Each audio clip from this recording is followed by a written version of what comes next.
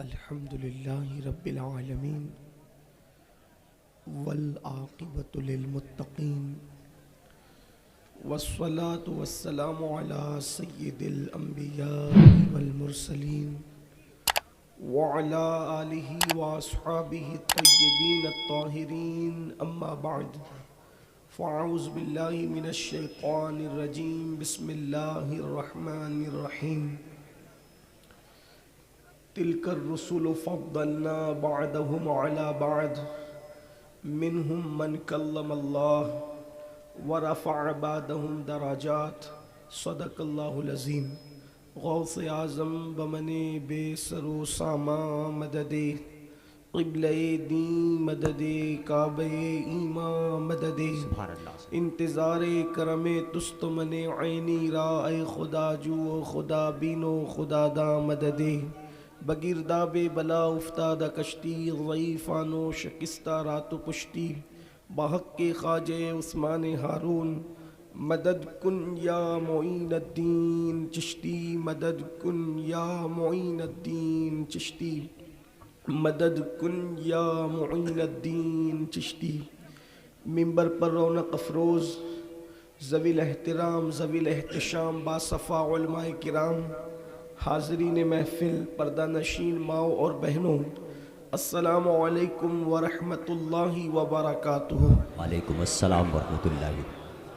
انتہائی احترام و عقیدت کے ساتھ اپنے اور ساری کائنات کے مرکز عقیدت انیس بے کساں چارہ ساز درد منداں ہم غریبوں کی غم گسار ہم فقیروں کی ثروت شہر یار ارم تاجدار حرم نو بہار شفاعت شب اسرا کے دولہا نوشے بزم جنت دانائے سبل مولائے کل ختم الرسل خسرو خوباں سیاح لامکاں وجہ کن فکاں در اللہ المکنون سر اللہ المخزون عالم ما کانا وما یکون آب و گل انبیاء جان و دل اصفیاء مطلع ہر سعادت مقطع ہر سیادت خلاصہ کائنات فخر موجودات حضور احمد مجتبی محمد مصطفیٰ ارواحنا فدا صلی اللہ تعالی علیہ وآلہ وصحبہ وبارک وسلم کی بارگاہ بے کس پناہ میں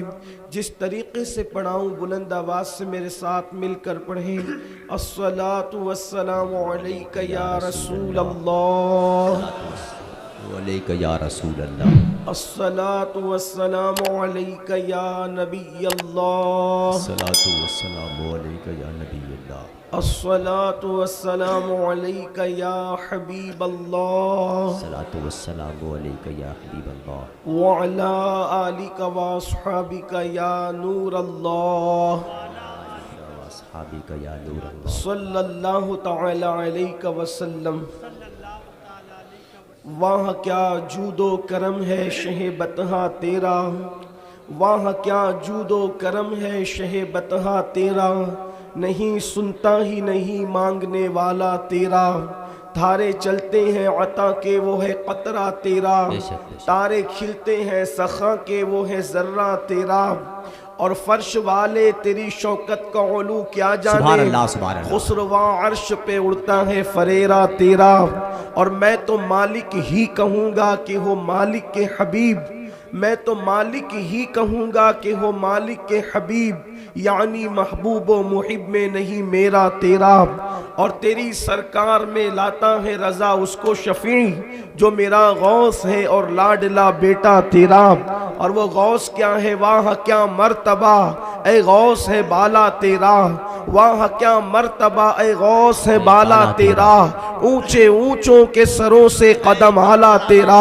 اونچے اونچوں کے سروں سے قدم اعلیٰ تیرا، اور سر بھلا کیا کوئی جانے کہ ہے کیسا تیرا، اولیاء ملتے ہیں آنکھیں وہ ہے تلوہ تیرا، نبوی ذل علوی برج بطولی منزل، حسنی چاند حسینی ہے اجالا تیرا، نبوی مہ علوی فصل بطولی گلشن، حسنی پھول حسینی ہے مہکنا تیرا، اور کیوں نہ قاسم ہو کہ تو ابن ابو القاسم ہے، کیوں نہ قاسم ہو کہ تو ابن ابو القاسم ہے، کیوں نہ قادر ہو کہ مختار ہے بابا تیرا، کیوں نہ قادر ہو کہ مختار ہے بابا تیرا، اور شکر کے جوش میں جو ہے وہ تجھے کیا جانے، شکر کے جوش میں جو ہے وہ تجھے کیا جانے، خضر کے ہوش سے پوچھے کوئی رتبہ تیرا، خضر کے ہوش سے پوچھے کوئی رتبہ تیرا، اور تو حسینی حسنی کیوں نہ محی الدین ہو،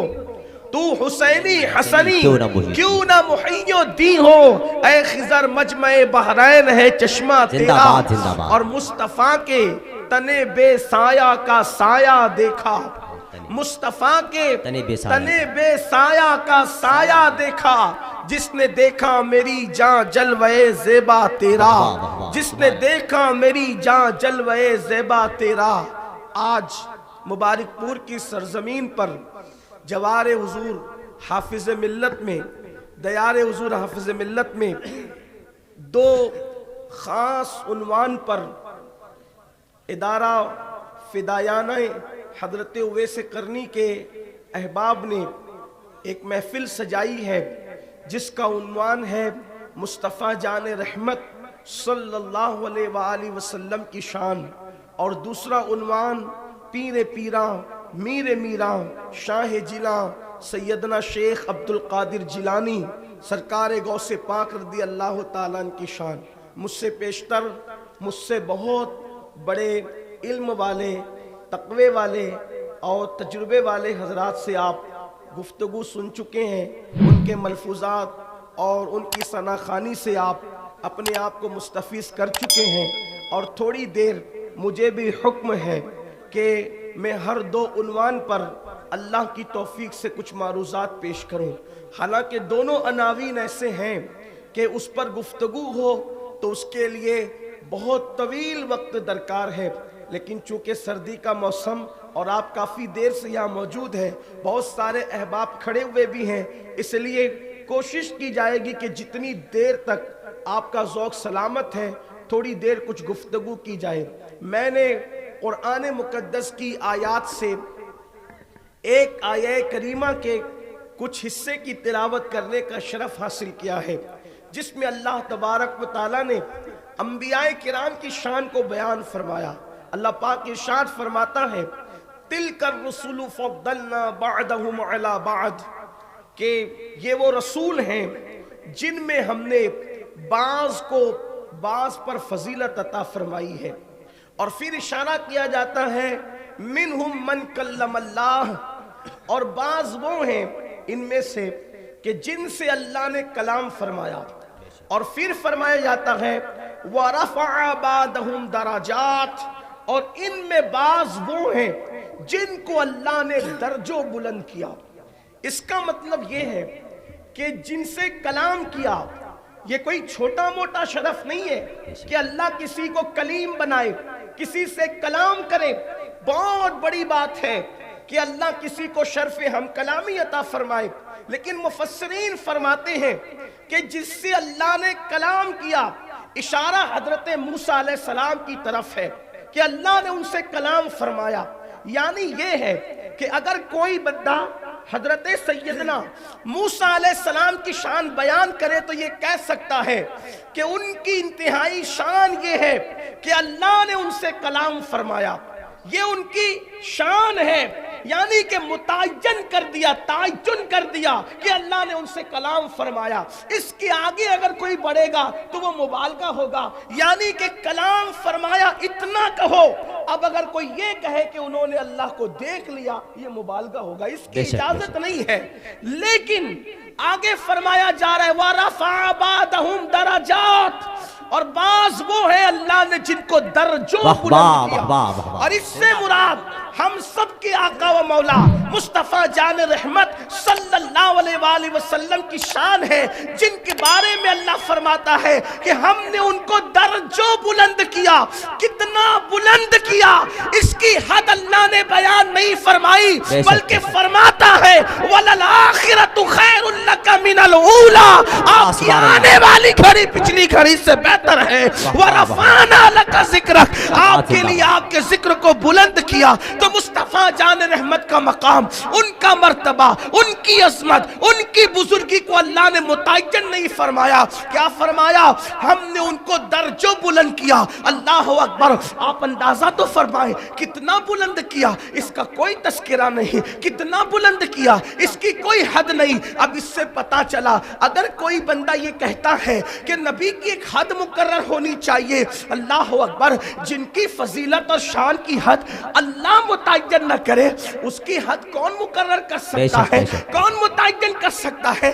اب دیکھو اللہ فرماتے ہم نے درجوں بلند کیا۔ یہ میرے آقا کی شان ہے، کتنا بلند کیا، اللہ اکبر! ان کا ذکر اذانوں میں سن رہے ہیں، کتنا بلند کیا، ان کا ذکر نماز میں موجود ہے، کتنا بلند کیا، ان کے ذکر سے قرآن مقدر کی سطر سطر ان کے ذکر کے حوالے سے چمک رہی ہے۔ اندازہ تو فرمائے، اللہ اکبر! اب میرے آقا علیہ الصلوۃ والتسلیم کے دیوانوں، یہاں پر ایک بات اور بھی ساتھ میں لیتے ہیں۔ دیکھو اللہ اکبر! مصطفیٰ جان رحمت کے نام کی بھی محفل ہے اور غوث پاک کے نام کی بھی محفل ہے، ہم دونوں کا تذکرہ ساتھ ساتھ کرتے ہیں۔ اگر آپ محسوس کر سکتے تو محسوس کریں۔ دیکھیے اللہ اکبر! سرکار غوث پاک شیخ عبد القادر جیلانی خود فرماتے ہیں کہ بعض لوگ وہ ہیں، ہر ولی بعض وہ ہیں کہ کوئی حضرت ابراہیم خلیل کے قدم پر، بعض کوئی حضرت موسیٰ کے قدم پر، بعض کوئی حضرت عیسیٰ کے قدم پر۔ یعنی غوث پاک فرماتے ہیں ہر ولی کسی نہ کسی نبی کے قدم پر ہوتا ہے، ہر ولی کسی نہ کسی نبی کے قدم پر ہوتا ہے۔ قدم پر ہونے کا کیا مطلب؟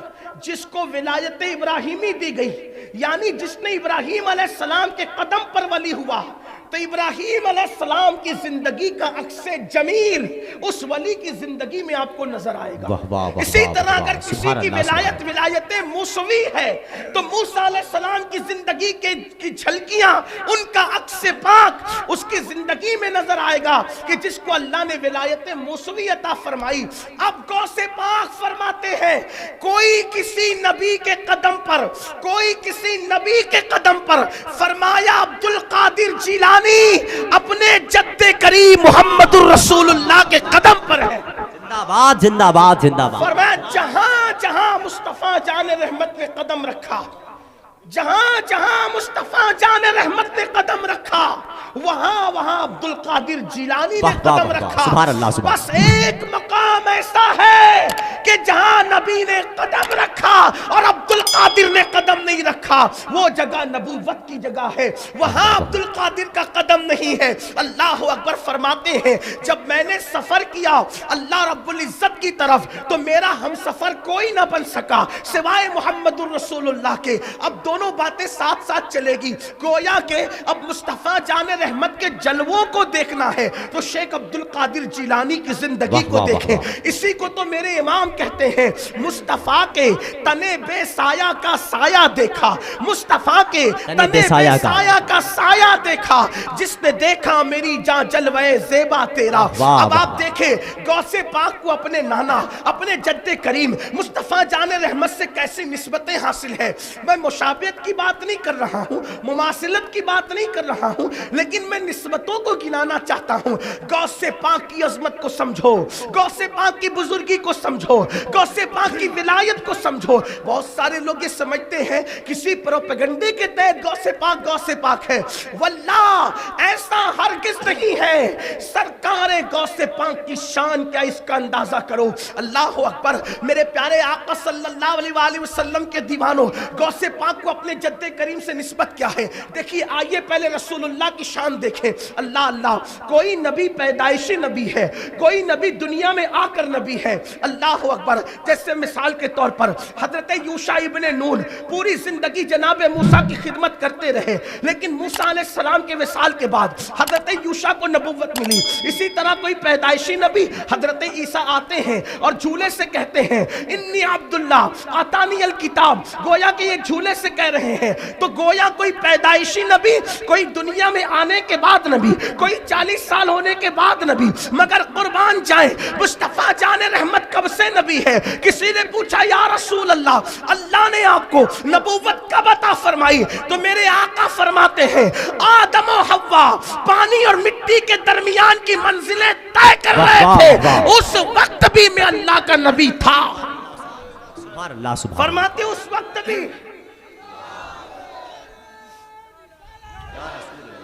آقا ارشاد فرماتے ہیں اس وقت بھی میں اللہ کا نبی تھا۔ کب نبی ہوئے یہ نہیں بتایا، کیونکہ اس وقت کب بھی نہیں بنا تھا، تب بھی نہیں بنا تھا، جب بھی نہیں بنا تھا، بلکہ کائنات کے بننے سے ہزاروں سال پہلے اللہ نے عالم ارواح میں انبیاء کی روحوں کو جمع کیا۔ قرآن کہتا ہے وَإِذْ أَخَذَ اللَّهُ مِيثَاقَ النَّبِيِّينَ، اور یاد کرو جب اللہ نے نبیوں سے عہد لیا تو عالم ارواح میں نبیوں کی روحوں کو جمع کر کے جس کی نبوت کے ڈنکے بجے اسے مصطفیٰ جان رحمت خاتم النبیین کہتے ہیں۔ اور اللہ اکبر، اللہ اکبر، کائنات کی ولایت میں دیکھے، ولایت کائنات میں دیکھے، ولایت کی کائنات میں دیکھے۔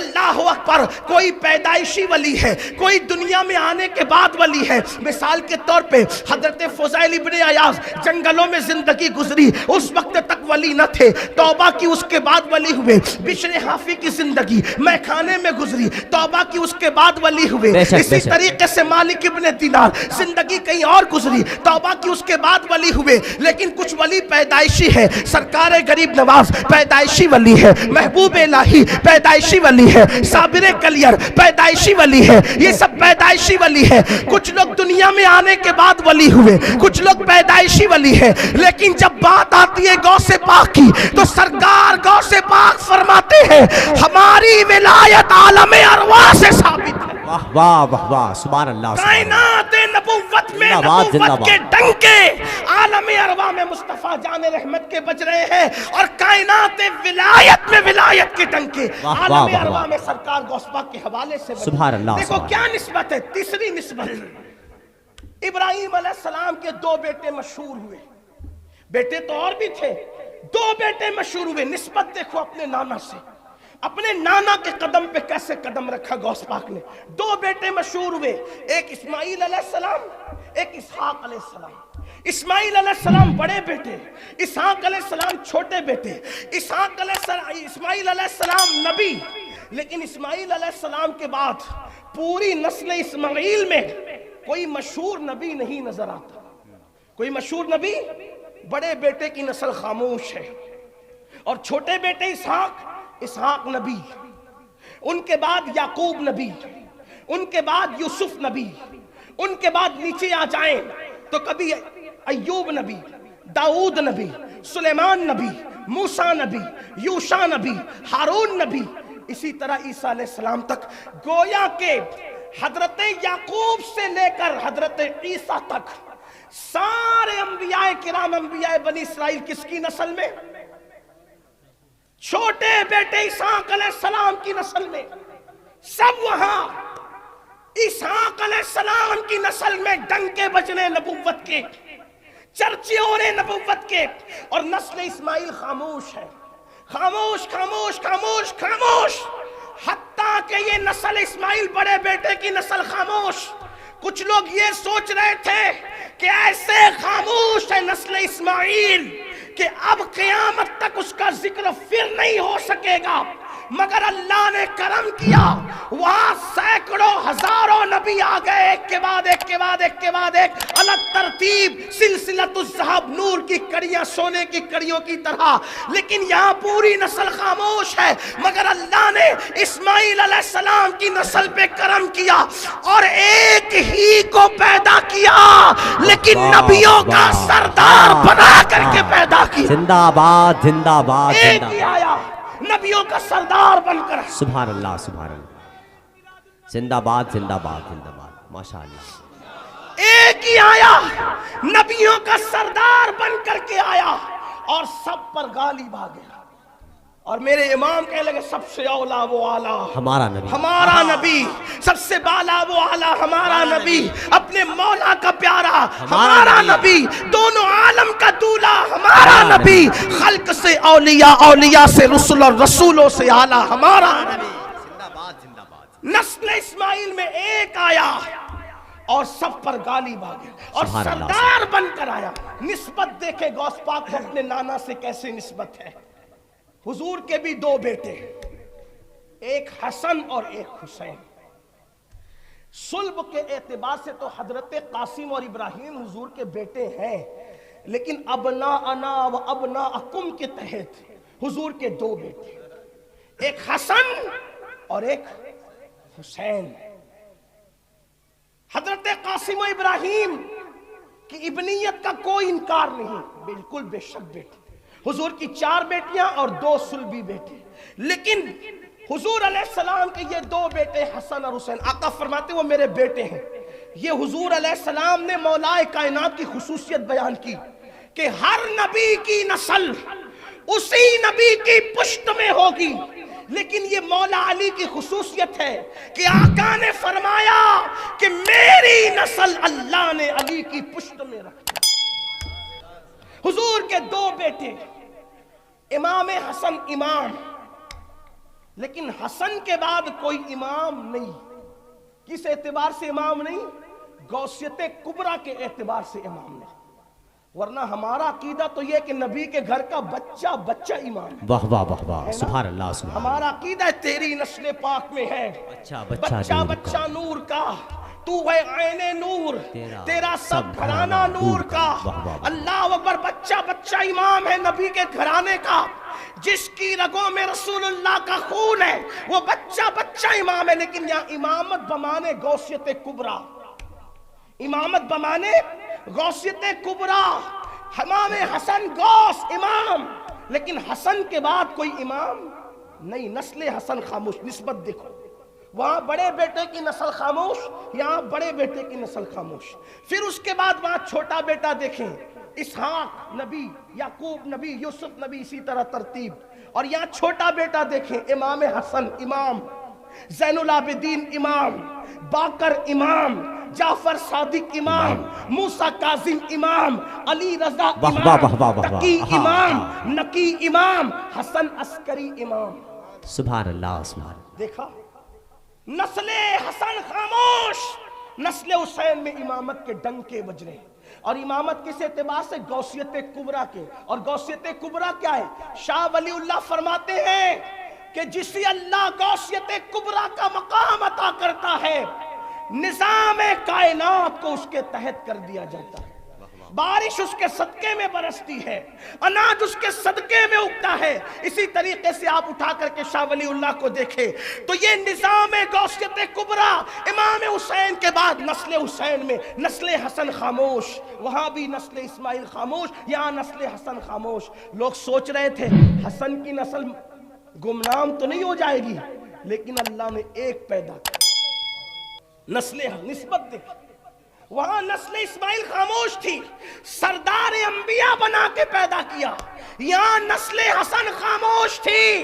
سردار اولیاء بنا کر کے پیدا فرمایا، اور ایسا سردار بنایا کہ قیامت تک جس کی ولایت کے ڈنکے بجتے رہیں۔ واہ واہ، دیکھیں سبحان اللہ۔ امام حسن، ان کے بیٹے حسن مثنیٰ، ان کے بیٹے عبداللہ المحض، ان کے بیٹے موسیٰ الجون، ان کے بیٹے سید داؤد، ان کے بیٹے سید محمد، ان کے بیٹے عبداللہ زاہد الجیلی، ان کے بیٹے حضرت سیدنا عبداللہ زاہد کے بیٹے حضرت سیدنا ابو صالح موسیٰ جنگی دوست، ان کے بیٹے سیدنا شیخ عبدالقادر جیلانی. آپ اسی طرح دیکھیں غوثیت کبریٰ کے مقام پر وہاں کوئی فائز نہیں، لیکن اللہ نے حضرت امام حسن کی نسل میں شیخ عبدالقادر جیلانی کو ولیوں کا سردار بنا کر کے دنیا کے اندر بھیجا. اور پھر اللہ کیسی ولایت عطا کی.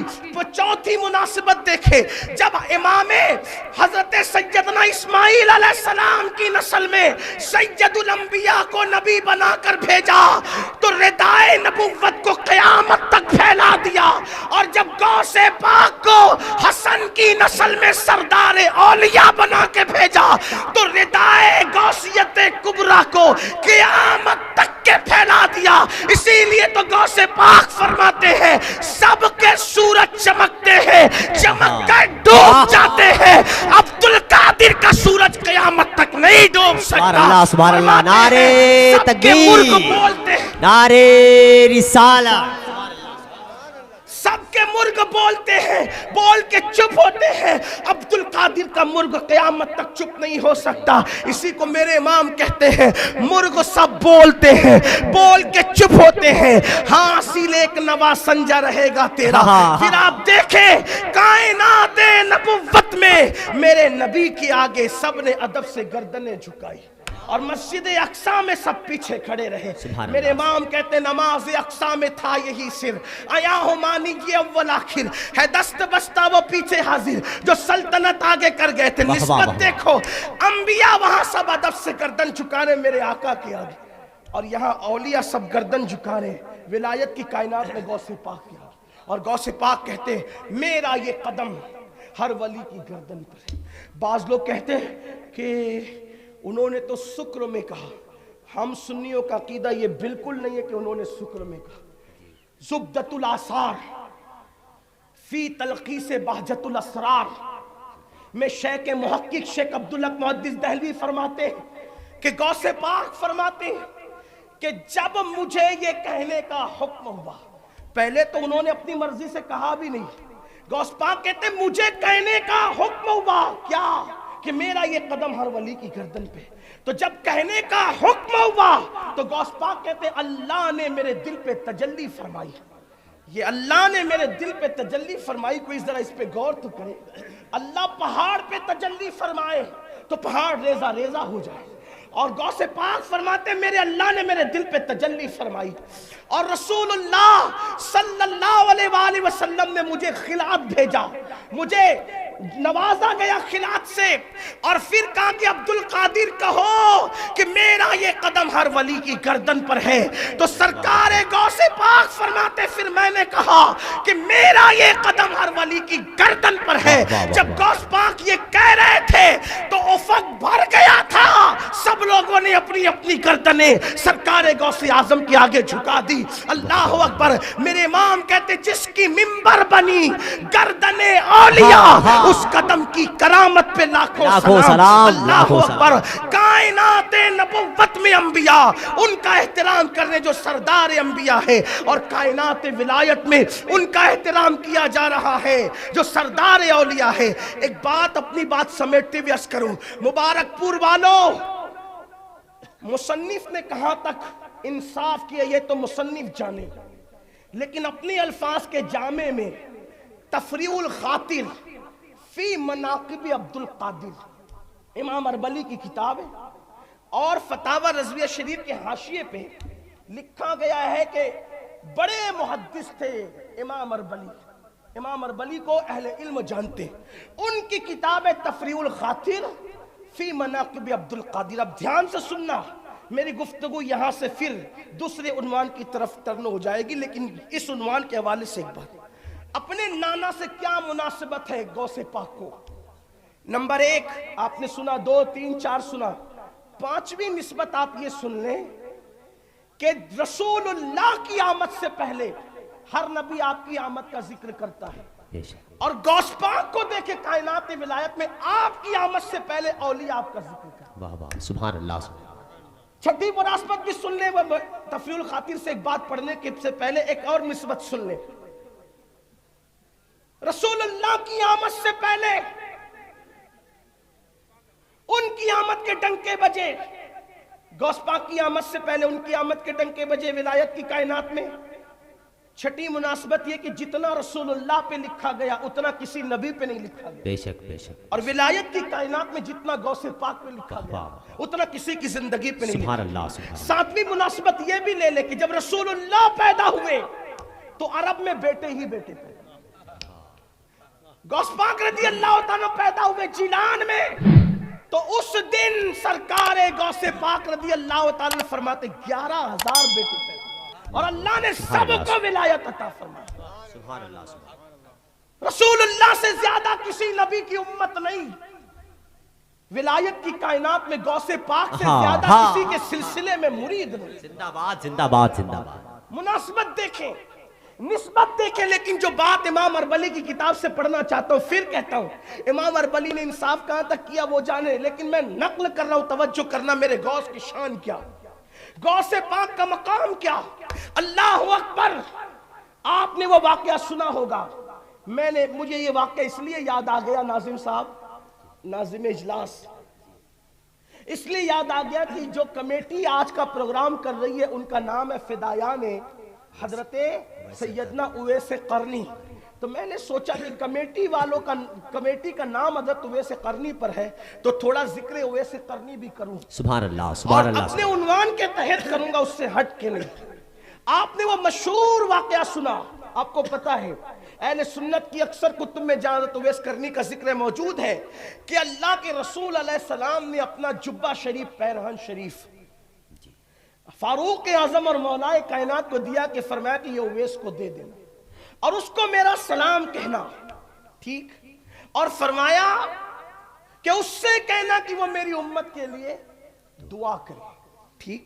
یہ واقعہ آپ جانتے ہیں، لیکن اب اس کو امام اربلی کس طرح لکھتے ہیں، فقیر کے الفاظ کے جامع میں سنیں کہ جس وقت وہ رسول اللہ کا پیرہن شریف جب پہنچا اویس قرنی کے پاس، وہ ساری تفصیل آپ کو پتا، اس کو ریپیٹ نہیں کرنا چاہتا، تو اویس قرنی نے رسول اللہ کا جبہ رکھا اور جبہ پہننے سے پہلے سر سجدے میں رکھ کے دعا کی، اے اللہ تیرے محبوب کی امت کو انہی کے صدقے میں بخش دے۔ ندا آئی، اویس آدھی امت کو محبوب کو تیری دعا سے بخش دے۔ کتنی بخشی؟ آدھی امت۔ اویس قرنی نے اللہ کی بارگاہ میں ہاتھ اٹھا دیے، مولا آدھی اور بخش دے۔ آدھی بخش دی گئی، آدھی اور بخش دے۔ ارشاد ہوا نہیں، آدھی تیری دعا سے بخشا ہے اور آدھی عبد القادر جیلانی کی وجہ سے بخشیں گے۔ واہ واہ واہ واہ واہ زندہ باد زندہ باد زندہ باد امام اربلی لکھ رہے ہیں کہ اویس قرنی نے جب دعا کی، حالانکہ ابھی غوث پاک کی ولادت نہیں ہوئی، غوث پاک کی ولادت غوث پاک کی ولادت 470 یا 471 میں ہے ہجری، 470 یا 71، اختلاف ہے ایک سال کا، 70 یا 71 میں غوث پاک کی ولادت ہوئی، یعنی رسول اللہ کے پردہ فرمانے کے تقریباً 450 سال کے بعد غوث پاک دنیا میں تشریف لائے۔ 11 ہجری میں حضور کا وصال ہوا اور 471 یا 470 میں غوث پاک کی ولادت، ٹھیک۔ اب سنیے، ابھی اویس قرنی کے دور میں غوث پاک کے والد بھی پیدا نہیں ہوئے، دادا بھی پیدا نہیں ہوئے، پردادا بھی پیدا نہیں ہوئے، لیکن ارشاد ہو رہا ہے اویس تیری دعا سے آدھی بخشی، آدھی عبد القادر جیلانی کی وجہ سے بخشی۔ اویس قرنی نے کہا مولا یہ عبد القادر جیلانی کون ہے؟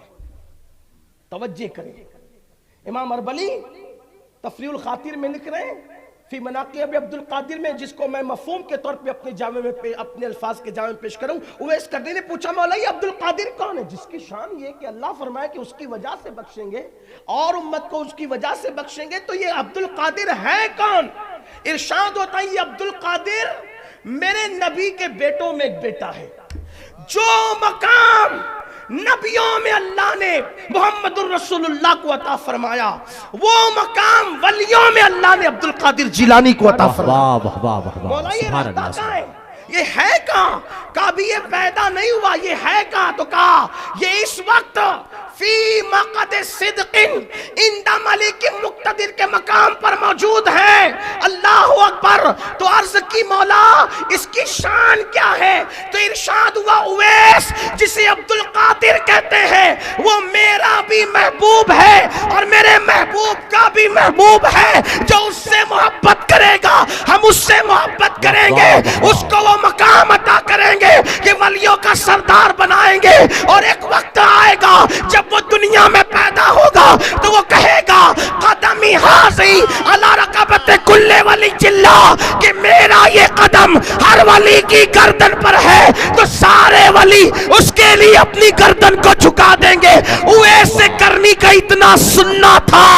عرض کیا مولا جب لوگ جھکائیں گے, جب وہ کہے گا تو گواہ رہنا اویس کرنی اپنی گردن کو اس کے لیے ابھی جھکا رہا ہے. واہ واہ واہ واہ, سبحان اللہ. یہ مقام ہے غوث پاک. سبحان اللہ سبحان اللہ. زندہ باد زندہ باد زندہ باد. سبحان اللہ سبحان اللہ سبحان اللہ سبحان اللہ. حضور غوث پاک ان کی ولادت سے صدیوں پہلے ان کے نام پہ گردن جھکائی جا رہی.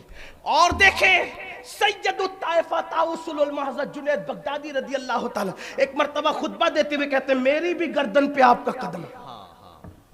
مریدوں نے پوچھا حضور آپ نے خطبے کے درمیان کس کا قدم گردن پہ لیا؟ فرمایا مجھ سے کہا گیا کہ بغداد میں نبی کا ایک شہزادہ ظاہر ہوگا اور کہے گا میرا یہ قدم ہر ولی کی گردن پہ. میں نے کہا جب لوگ جھکائیں گے تب جھکائیں گے, میں نے ابھی جھکا دیا. سبحان اللہ سبحان اللہ. پیدائش سے پہلے. اب سوچو جس کو اتنا بلند مقام ملا, توجہ کرنا میری قوم کے جوانوں, توجہ کرنا, جس کو اتنا بلند مقام ملا ولایت کی دنیا میں کہ جس کے ہاتھ سے مردے زندہ ہوئے, سبحان اللہ سبحان اللہ, جس نے ٹھوکروں سے مردے زندہ کی. ایک نسبت اور بیان کر دوں نوجوانوں کی معلومات کے لیے. بیت المقدس 2 مرتبہ آزاد ہوا اسلامی تاریخ میں. 1450 سالوں میں بیت المقدس کتنی مرتبہ آزاد کرایا گیا؟ 2 مرتبہ. پہلی مرتبہ جو آزاد ہوئے وہ نبی کے تربیت یافتہ لوگوں نے آزاد کرایا. بیت المقدس کو پہلی بار نبی کے تربیت یافتہ لوگوں نے آزاد کرایا. اور دوسری مرتبہ بیت المقدس کو غوث پاک کے تربیت یافتہ لوگوں نے آزاد. زندہ باد زندہ باد زندہ باد. گویا کہ پہلی بار بیت المقدس کو آزاد کرانے والے نبی کے مریدین ہیں, مجازن اس اعتبار سے کہہ لیں. اور دوسری مرتبہ بیت المقدس کو آزاد کرانے والے غوث پاک کے مریدین ان کے تیار کردہ لوگ. سبحان اللہ. صلاح الدین ایوبی کون ہے؟ ڈبل قادری ہے. صلاح الدین ایوبی ڈبل قادری ہے. اس کے بچپنے میں اس کے والد لے گئے تھے غوث پاک کے پاس, حضور دعا کر دے. دیکھو اپنے بچوں کو اللہ والوں سے دعا دلوایا کرو, سبحان اللہ سبحان. کیونکہ سینکڑوں سال کی محنتیں وہاں تک نہیں پہنچاتی جہاں پر ولیوں کی دعائیں پہنچاتی, بے شک اللہ بے شک, والوں سبحان کی اللہ دعائیں سبحان. پہنچاتی.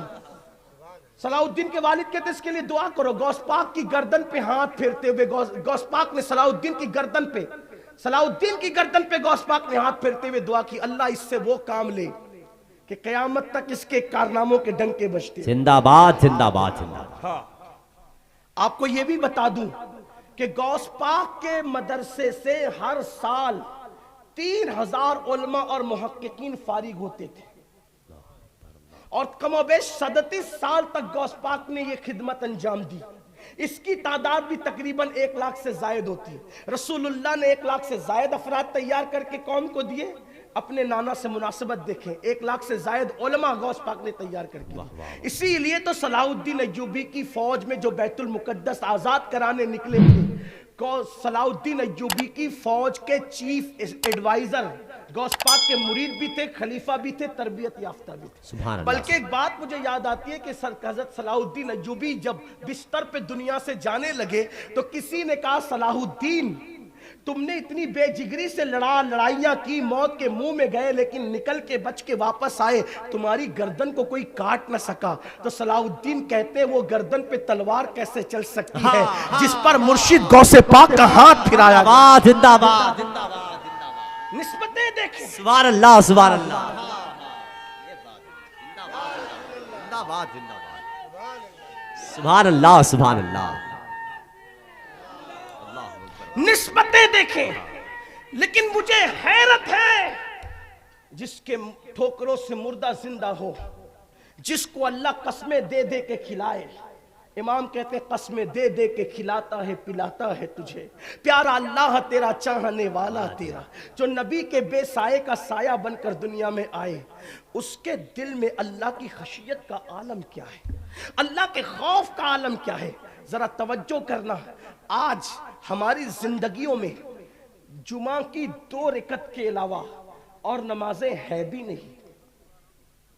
مجھے بہت افسوس ہوتا ہے, اتنا بڑا بڑا مجمع دیکھ کر لوگ خوش ہوتے ہیں کہ ہماری قوم اتنی آ گئی, کامیاب ہو گئے ہم, لیکن مجھے صدمہ ہے اتنا بڑا مجمع دیکھ کر. وجہ میری قوم سننے کے لیے تو ہزاروں کی تعداد میں جمع ہے, لیکن میری قوم عمل کرنے کے لیے ہزاروں کی تعداد میں جمع نہیں ہوتی. اتنی بڑی تعداد مبارک پور کی یہاں موجود ہے. اگر یہی قوم فجر کی نماز میں اتنی تعداد میں مسجد میں پہنچنے لگے تو پھر انقلاب کا عالم کیا ہوگا. بڑی معذرت کے ساتھ مبارک پور والوں, ہم سننے کے لیے تو جمع ہوتے ہیں لیکن ہم عمل کے لیے جمع نہیں ہوتے. اور انقلاب سننے سے نہیں آتا, انقلاب عمل سے آتا ہے. اللہ اکبر. غوث پاک کو اللہ نے یہ مقام دیا, یہ مرتبہ دیا کہ ٹھوکروں سے مردے زندہ ہو رہے ہیں. غوث پاک کو یہ مقام دیا کہ قسمیں دے دے کے کھلایا پلایا جا رہا ہے. ان کو محبوب بنایا گیا, محبوب سبحانی بنایا گیا. لیکن اللہ کی خشیت کا عالم کیا ہے, اللہ کے خوف کا عالم کیا ہے. جب حج کو جاتے ہیں تو غلاف کعبہ پکڑ کر, غوث پاک غلاف کعبہ پکڑ کر اللہ کی بارگاہ میں دعا کرتے ہیں, اے اللہ عبد القادر کی مغفرت فرما اور عبد القادر کے اعمال کو قبول کر لے.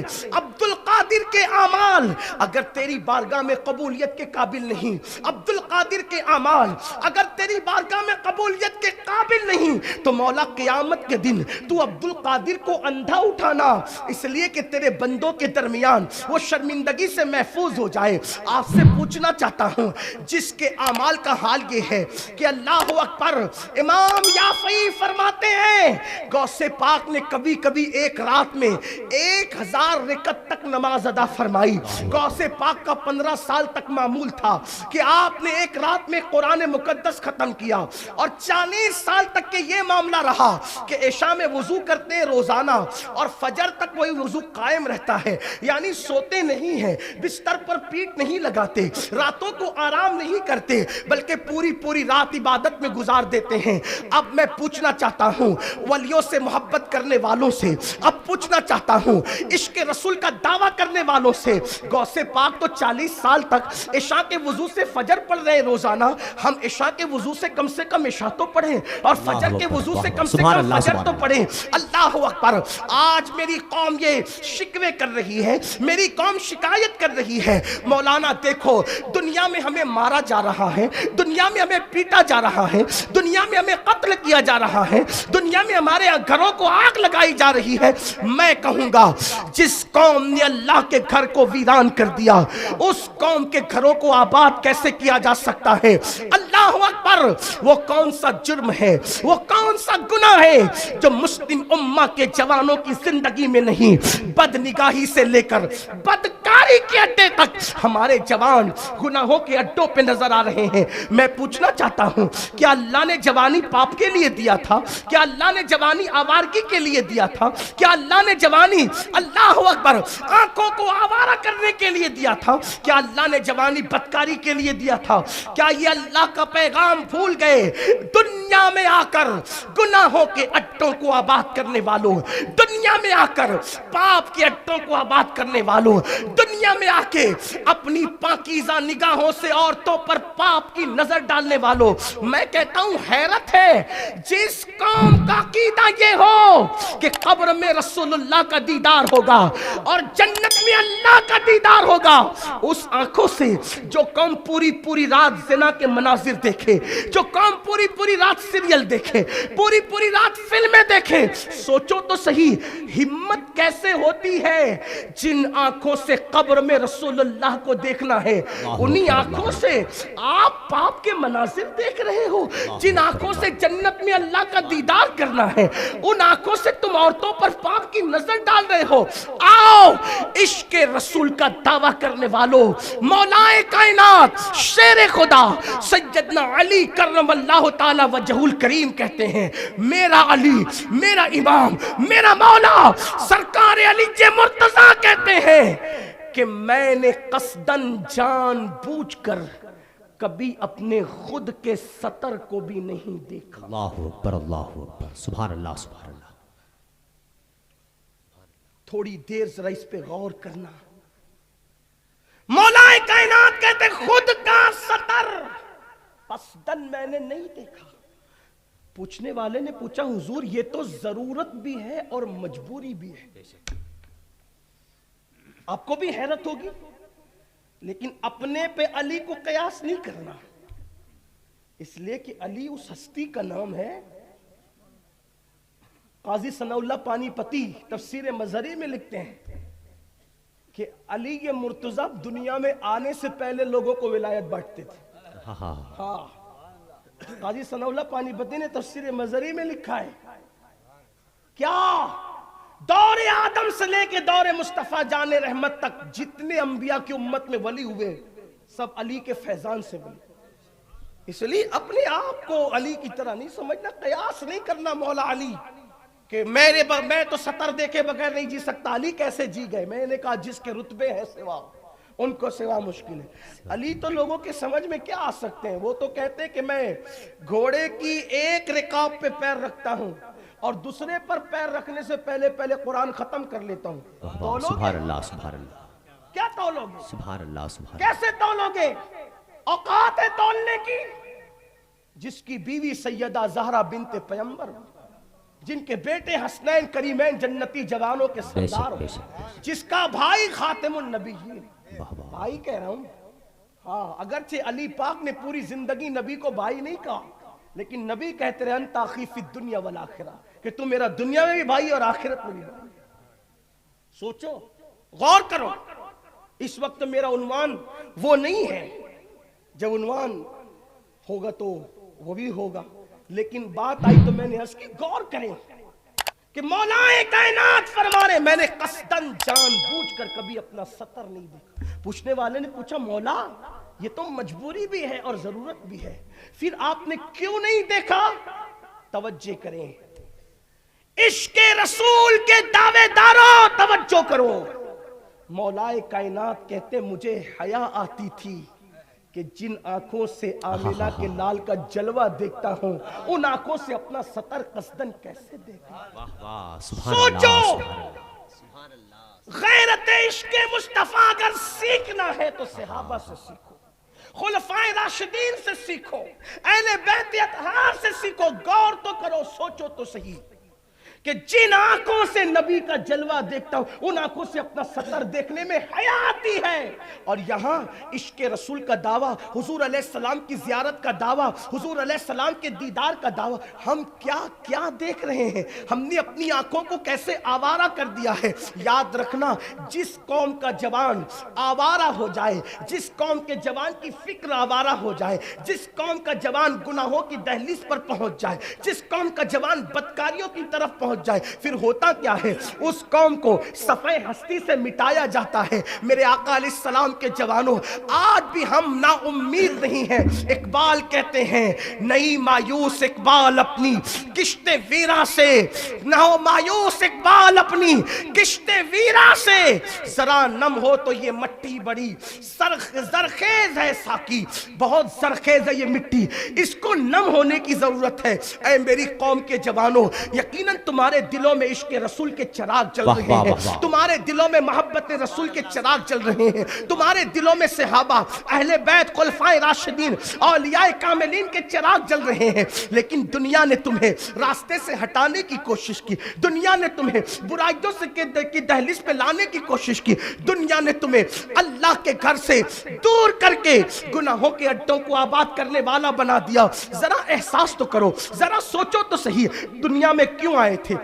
آنے کا مقصد کیا تھا اور ہم کیا کر رہے ہیں. قرآن کہتا ہے الذی خلق الموت والحیات لیبلوکم ایکم احسن عملا, کہ ہم نے موت اور زندگی کو پیدا کر کے تمہارا امتحان لیا, تمہیں آزمایا کہ کون تھوڑی سی زندگی کو پا کر اچھا عمل کرتا ہے. اور ہم گناہ میں لگ گئے اور لوگ یہ سوچتے ہیں ارے اللہ تو معاف کرنے والا ہے, اللہ تو کریم ہے, معاف کر دے گا. امام المتکلمین حضرت مولانا نقی علی خان علیہ رحمہ جو امام اہل سنت کے والد ہیں, کتنا خوبصورت جملہ لکھتے ہیں. فرماتے ہیں اللہ کو کریم جان کر گناہ کرنے والے, اللہ کو کریم جان کر گناہ کرنے والے اللہ کو قادر جان کر زہر کیوں نہیں کھاتا؟ اللہ اکبر, اللہ اکبر. جب وہ قادر ہے کہ تیرے زہر کھانے پر بھی تجھے زندگی دے سکتا ہے, تو تو نے اللہ کو کبھی قادر جان کر زہر تو نہیں کھایا, اور اللہ کو کریم جان کے گناہ کرتا ہے. اللہ کو کریم جاننے اور ماننے کا مطلب یہ نہیں کہ زنا کے اڈوں کو آباد کرو اس کو کریم جانو, شراب کے اڈوں کو آباد کرو, یہ تو اس کی غیرت کو چیلنج ہے, چیلنج. اس کو کریم جاننے کا مطلب بزرگوں سے سیکھو, نیکیاں کرتے اور اللہ سے ڈرتے, سبحان اللہ. عبادت کرتے اللہ سے ڈرتے, تقوی پرہیزگاری کرتے اللہ سے ڈرتے. دیکھو تو صحیح سرکار غوثیت مآب شیخ عبد القادر جیلانی ایک مرتبہ عید کے دن غوث پاک کو کسی نے روتے ہوئے دیکھا تو عرض کیا یا غوث الثقلین آپ رو رہے ہیں؟ فرمایا ہاں, عید کے دن کہ عبد القادر کی عید اس دن ہوگی جس دن اس کا ایمان پر خاتمہ ہو. زندہ باد, زندہ باد. سبحان اللہ, سبحان اللہ, سبحان اللہ, سبحان اللہ. آج ہم جنت کے ٹھیکیدار ہو گئے. جمعہ کی 2 رکعت پڑھ کر مسجد سے ایسے بھاگتے ہیں جیسے اسکول کی چھٹی ہونے پر بچے کلاس روم سے بھاگتے. جس قوم کا دل مسجد میں نہ لگے وہ قوم عزت کے ساتھ زمین پہ کیسے جیے گی؟ بے شک, بے شک, بے شک. عشق رسول کا دعویٰ. مجھے حیرت ہے جن کا عشق رسول ان کو مسجد تک نہیں لے جاتا فجر کی نماز میں, تو ان کا عشق رسول انہیں جنت میں کیا لے جائے گا؟ بہت اچھا, بے شک, بے شک. عشق رسول تو پہلی رات کی دلہن کا حجرہ چھڑوا کر میدان میں جان زندہ باد, زندہ باد, زندہ باد, زندہ باد, زندہ باد. عشق رسول کبھی کمزور نہیں ہے, عشق رسول واقعی جنت تک لے جائے گا. لیکن میں پوچھنا چاہتا ہوں اتنا کمزور عشق رسول آپ کا کہ جو مسجد کے زینے تک نہ لائے. عشق رسول تو وہاں لے جاتا ہے جہاں فرشتوں کی پرواز بھی تھک جاتی ہے. عشق مصطفیٰ وہاں لے جاتا ہے. کوئی اڑ کے رہ گیا بام تک, کوئی کہکشاں سے گزر گیا. عاشقوں کی زندگی تو دیکھو. اس کا مطلب یہ کہ ہم عشق رسول کا دعویٰ کر رہے ہیں لیکن عشق رسول ہے کہاں, محبت رسول ہے کہاں؟ ارے جسے عشق ہوتا ہے پہلی بات اس کی عاشق کی پہلی نشانی یہ ہے کہ اس کی نیند اڑتی ہے, اس کو نیند نہیں آتی. اور ہم کیسے عاشق کہ فجر میں ہم اٹھتے ہی نہیں, اور لوگ کہتے ہیں میری آنکھ نہیں کھلتی فجر میں. میں کہتا ہوں ٹرین پکڑنے کے لیے کھلتی ہے, بچے کو اسکول پہنچانے کے لیے کھلتی ہے, نوکری پہ جانے کے لیے کھلتی ہے, اللہ کی عبادت کے لیے نہیں کھلتی. اور ہم کیا کہیں, ہم تو جنتی ہے, ہمیں جنت میں جانے سے کون روکے گا؟ میں کہتا ہوں اللہ کے بندو جس کی زندگی میں خوف خدا نہیں, گناہوں کی آبادی, گناہ گناہ گناہ, وہ کیسے دعویٰ کر رہے ہیں عشق جو وہ جنت میں جانے کا؟ جن کے باپ دادا جنت بیچتے رہے, جنت بانٹتے رہے, بلکہ خود کو جن کو جنت بانٹنے کا اللہ نے اختیار دیا, ان لوگوں کا خوف تو دیکھو. ایک نام آپ نے سنا ہوگا, حضرت سیدنا امام جعفر صادق. امام جعفر صادق کو جانتے, چھٹے امام اہل بیت. اور کیسے امام ہے پتہ ہے؟ امام جعفر صادق امام اعظم جن کی جوتیاں درست کرتے, امام اعظم کروڑوں حنفیوں کے امام جن کی جوتیاں سیدھی کرتے. میں حیران ہوں, جب جوتیاں سیدھی کرنے والا اتنا بڑا ہے تو جس کی جوتیاں ہوگی وہ کتنا بڑا ہے. سبحان اللہ, سبحان اللہ, توجہ کرنا. سبحان اللہ, سبحان اللہ. امام اعظم کہتے ہیں کہ اگر امام جعفر صادق نہ ملے ہوتے تو نعمان ہلاک ہو گیا ہو. یہ امام جعفر صادق. داتا صاحب, داتا علی حجوری جانتے ہیں نا, داتا علی حجویری رحمت اللہ تعالی علیہ, یہ کون ہے پتہ ہے؟ امام حسین کی امام حسن کی نسل دو بیٹوں سے چلی. امام حسن کی نسل ایک تو حضرت امام حسن مصنع سے اور ایک تو حضرت زید سے. تو جو جناب زید کی اولاد سے نسل حسن چلی, یہ زید شہید مظلوم نہیں, وہ امام زین العابدین کے بیٹے, ایک امام حسن کے بیٹے تھے زید, ان سے نسل چلی. تو اسی نسل میں حضرت داتا علی حجویری پیدا ہوئی. یہ بھی حسنی سید ہے, لیکن بعد میں ایک مقام آیا وہ نسل وہیں رک گئی. اور امام حسن مصنع سے جو نسل چلی وہ آج تک چل رہی ہے. اور امام مہدی بھی جو ہوں گے وہ امام حسن کی اولاد سے. یہ بھی سن لیجیے. لیکن جو امام جعفر صادق ہے رضی اللہ تعالیٰ عنہ, ان کی شان کون بیان کر رہا ہے؟ داتا علی حجویری رحمت اللہ تعالیٰ علیہ. وہ لکھتے ہیں کہ امام جعفر صادق جب لوگوں سے مصافحہ کرتے تھے اور ملتے تھے, توجہ کیجیے, تھوڑا دھیان دینا, اہل بیت اطہار کے دل میں اللہ کا خوف, جنہیں جنت بانٹنے کا حق تھا, جنہیں جنت دینے کا حق تھا, جن کی محبتوں سے جنت ملنا ہے نا. لیکن سوچے تو صحیح ان کے دلوں کا خوف کیا تھا. امام جعفر صادق جب لوگوں سے ملتے ہیں تو کہتے ہیں وعدہ کرو اگر تمہاری بخشش ہو گئی قیامت میں تو میری سفارش کرنا. توجہ کریں, کون کہہ رہا ہے؟ امام جعفر صادق جیسا سید. اگر تمہاری بخشش ہو گئی تو میری سفارش کرنا, اور میری بخشش ہوئی تو میں تمہاری سفارش کرنا. زندہ باد زندہ باد زندہ باد. تو لوگ کہتے ہیں حضرت آپ تو سید ہیں. امام جعفر صادق کو لوگ آپ تو, اور وہ بھی کیسا سید. علامہ عبد الرحمن جامی لکھتے ہیں اپنی کتاب میں کہ ایک مرتبہ امام جعفر صادق کے پڑوسی نے کہا کہ حضرت آپ مجھ سے ایک مکان خرید لیں. فرمایا دے دو. کتنے میں دو گے؟ تو علامہ عبد الرحمن جامی کہتے ہیں کہ امام جعفر صادق نے کہا جنت میں محل لے لو اور اپنا مکان دے دو. کچھ لوگ ہوتے ہیں عقیدے کے پکے ہوتے ہیں, کچھ لوگ ڈلمل یقین, اور ڈلمل یقین لوگوں کو کچھ نہیں ملتا, جو پکے ہوتے ہیں ان کو ملتا ہے. بے شک بے شک. حضور شیخ الاسلام نے کہا تھا نا, یقین والے کہاں سے چلے کہاں پہنچے, جو اہل شک ہے اگر میں مگر میں رہے. تو شک والے تو ہمیشہ اگر مگر میں ہیں, لیکن اہل یقین کی بات کر رہا ہوں. امام جعفر صادق نے کہا جنت کا محل لے لے, اپنا مکان دے دے. لکھا پڑھی ہو گئی, آپ نے تحریری پرچہ دے دیا, جنت کا محل لو اپنا مکان دو. وہ حج کو گیا جس نے مکان بیچا تھا اور اس کا انتقال ہو گیا. اس کا انتقال ہو گیا, گھر والے آئے, کہا حضرت ہمارا مکان کہاں, میں تو خرید چکا. کہا آپ نے دیا کیا تھا؟ کہا جنت کا محل دیا تھا اور مکان جو وہ لیا تھا. اتفاق کی بات, جب وہ انتقال کیا نا تو اس نے وصیت کی تھی یہ پرچہ میرے کفن میں رکھ دینا جو امام جعفر صادق نے دیا ہے. تو گھر والے کہنے لگے یہ بھی کوئی سودا ہے کہ جنت کا محل دے دو اور اپنا مکان دے, جو وہ اپنا مکان دے دو, جنت کا محل لے لو, یہ کوئی سودا ہے؟ فرض سودا تو اس سے کیا تھا. تو کہا ہمیں کیسے پتا چلے کہ اس کو محل ملا کہ نہیں ملا؟ کہا جاؤ اس کی قبر پہ جا کے پوچھو ملا کہ نہیں ملا. گھر والے قبر پر گئے اور کہا کہ بتاؤ جعفر صادق کا وعدہ کیسا تھا. تو جب وہ گئے تو انہوں نے ایک پرچہ دیکھا, ایک پرچے پہ لکھا ہوا تھا جعفر صادق کی تحریر, اس کی پشت پہ لکھا تھا کہ جو میرے امام نے کہا اللہ نے اس کو پورا کر دیا. سبحان اللہ سبحان اللہ. ایسے لوگ امام جعفر صادق ایسے جو جنت بیچ رہے ہیں, نبی کے یہ بیٹے, اور ان کی اللہ کی خشیت کا حال, یہ خوف خدا کا حال کہ جب لوگوں سے ملتے ہیں تو کہتے ہیں اگر تمہاری بخشش ہوگی تو میری سفارش کرنا, اور میری ہوگی تو میں تمہاری سفارش کروں گا.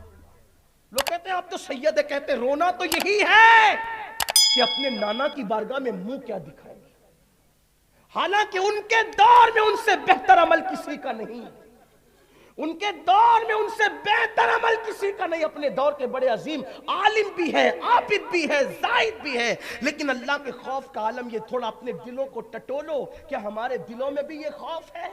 ہمارے دلوں میں بھی یہ خشیت ہے؟ اللہ اکبر. مصطفیٰ جان رحمت صلی اللہ علیہ وآلہ وسلم نے ارشاد فرمایا کہ جس نے جان بوجھ کر نماز چھوڑ دی اس سے اللہ بھی بیزار ہے, اللہ کے فرشتے بھی بیزار ہے, اللہ کے انبیاء بھی بیزار ہے, اور میں محمد بھی بیزار ہوں. یہ فرمان پہنچنے کے بعد میری قوم مسجدوں کو ویران کیے ہوئے، داڑیاں منڈا کر گٹروں میں پھینکنا آج مسلم نوجوانوں کا شعار بن چکا، شراب کے اڈوں کو آباد کرنا آج مسلم جوانوں کا شعار بن چکا۔ کیا لوگوں تک یہ بات نہیں پہنچی؟ اللہ کے رسول مصطفیٰ جان رحمت صلی اللہ علیہ وآلہ وسلم نے ارشاد فرمایا، جس نے ایک گھونٹ شراب کا پیا اور مرنے سے پہلے پہلے اس نے توبہ نہیں کی، جب وہ اپنی قبر سے اٹھے گا یا تو اس کا چہرہ سور کی طرح ہوگا یا تو اس کا چہرہ بندر کی طرح ہوگا، اور اس کے منہ سے پاخانہ نکل رہا ہوگا، اور جن کٹوروں سے، جن آلات کے ذریعے سے وہ نشہ کرتا تھا، وہ آلات اس کے گلے میں لٹک رہے ہوں گے، اور اس کے پورے جسم پر سانپ اور بچھو چپکے ہوئے ہوں گے، اور اس پہ اللہ کی لعنت برس رہی ہوگی، اور فرشتے کہیں گے یہ وہ ہے جو دنیا میں نشہ کرتا تھا۔ میرے آقا صلی اللہ علیہ وسلم کے دیوانوں اور میری قوم کے جوانوں، آج 16 سال کی عمر کی چھوٹی عمر کے نوجوان نشے کی طرف جا رہے ہیں، فیشن کے نام پہ نشے کی طرف جا رہے ہیں۔ سوچو تو صحیح،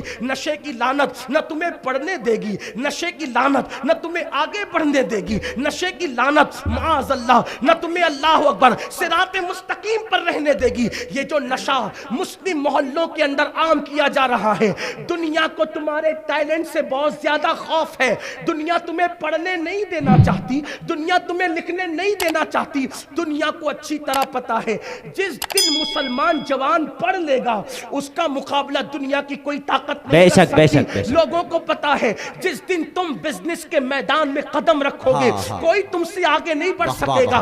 فیثاغورس کون تھا؟ اللہ اکبر، یہ تو پوچھو لوگوں سے کون تھا، اس کا تعلق کلمے والوں سے تھا۔ اسی طریقے سے آپ دیکھیں ابو علی سینا کو آپ دیکھ لیں، اسی طریقے سے لقمان حکیم کو آپ دیکھ لیں، ان لوگوں کا تعلق کسی نہ کسی نبی سے ہے۔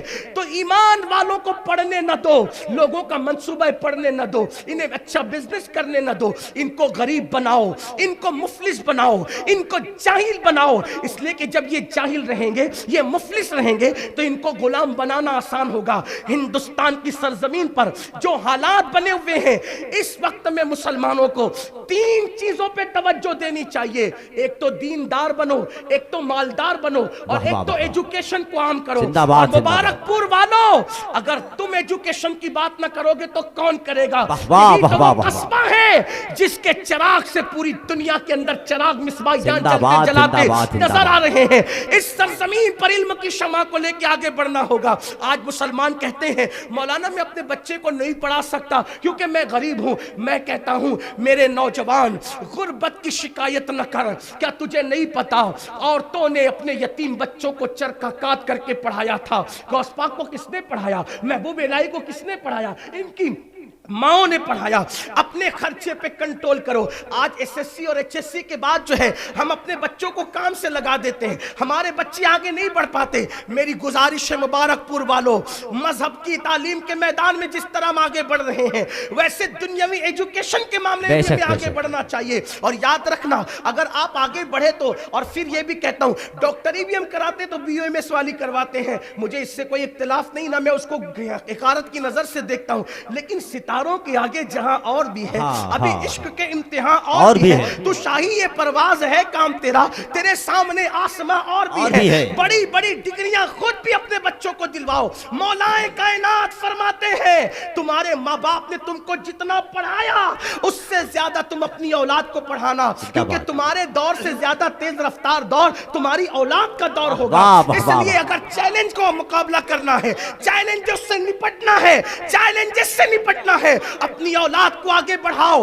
کیا یہ دور نہیں لا سکتے کہ اللہ اکبر کہ قوم کا جو آئی ایس ہو وہی تراویح کی امامت بھی کر رہا ہو، کوئی قوم کا آئی پی ایس ہو وہ آئی پی ایس وہ تراویح کی امامت بھی کر رہا ہو؟ آپ کہیں گے یہ کیسے ہو سکتا ہے؟ میں نے کہا اسی ہندوستان میں ہوا ہے کہ جو ظہر کی اذان سے پہلے ہندوستان کی عدالتوں میں فیصلہ کر رہا تھا، ظہر کی اذان کے بعد وہی مسلح امامت پہ نظر آتا ہے، اور اسی جج کو دنیا علامہ فضل خیر آبادی کے نام سے جانتی ہے۔ کیا وہ دور نہیں آ سکتا کہ 11 مہینے تک اکھنڈ بھارت میں हुकूमत करने वाला रमजान शरीफ में दिल्ली की जामा मस्जिद में तरावी सुनाता है, वो कौन हाफिज कुरान था कि 11 महीने अखंड भारत में हुकूमत करता था और फिर रमजान शरीफ में दिल्ली की जामा मस्जिद में तरावी सुनाता था?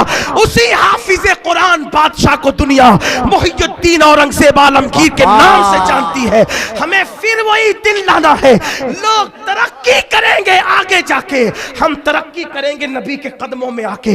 लोगों को तरक्की करना है तो आगे जाए, हमें तरक्की करना है तो नबी के कदमों में आए। आइए बहुत लंबी नहीं करता, बस इतना जरूर कहूंगा, अपने अखराजात पे कंट्रोल करो, अपने खर्चों पे कंट्रोल करो, आधी रोटी खाओ। हमारे महारारा के बुजुर्गों ने पैगाम दिया, आधी रोटी खाएंगे, बच्चों को पढ़ाएंगे, दीनदार बनो, मालदार बनो, एजुकेटेड बनो।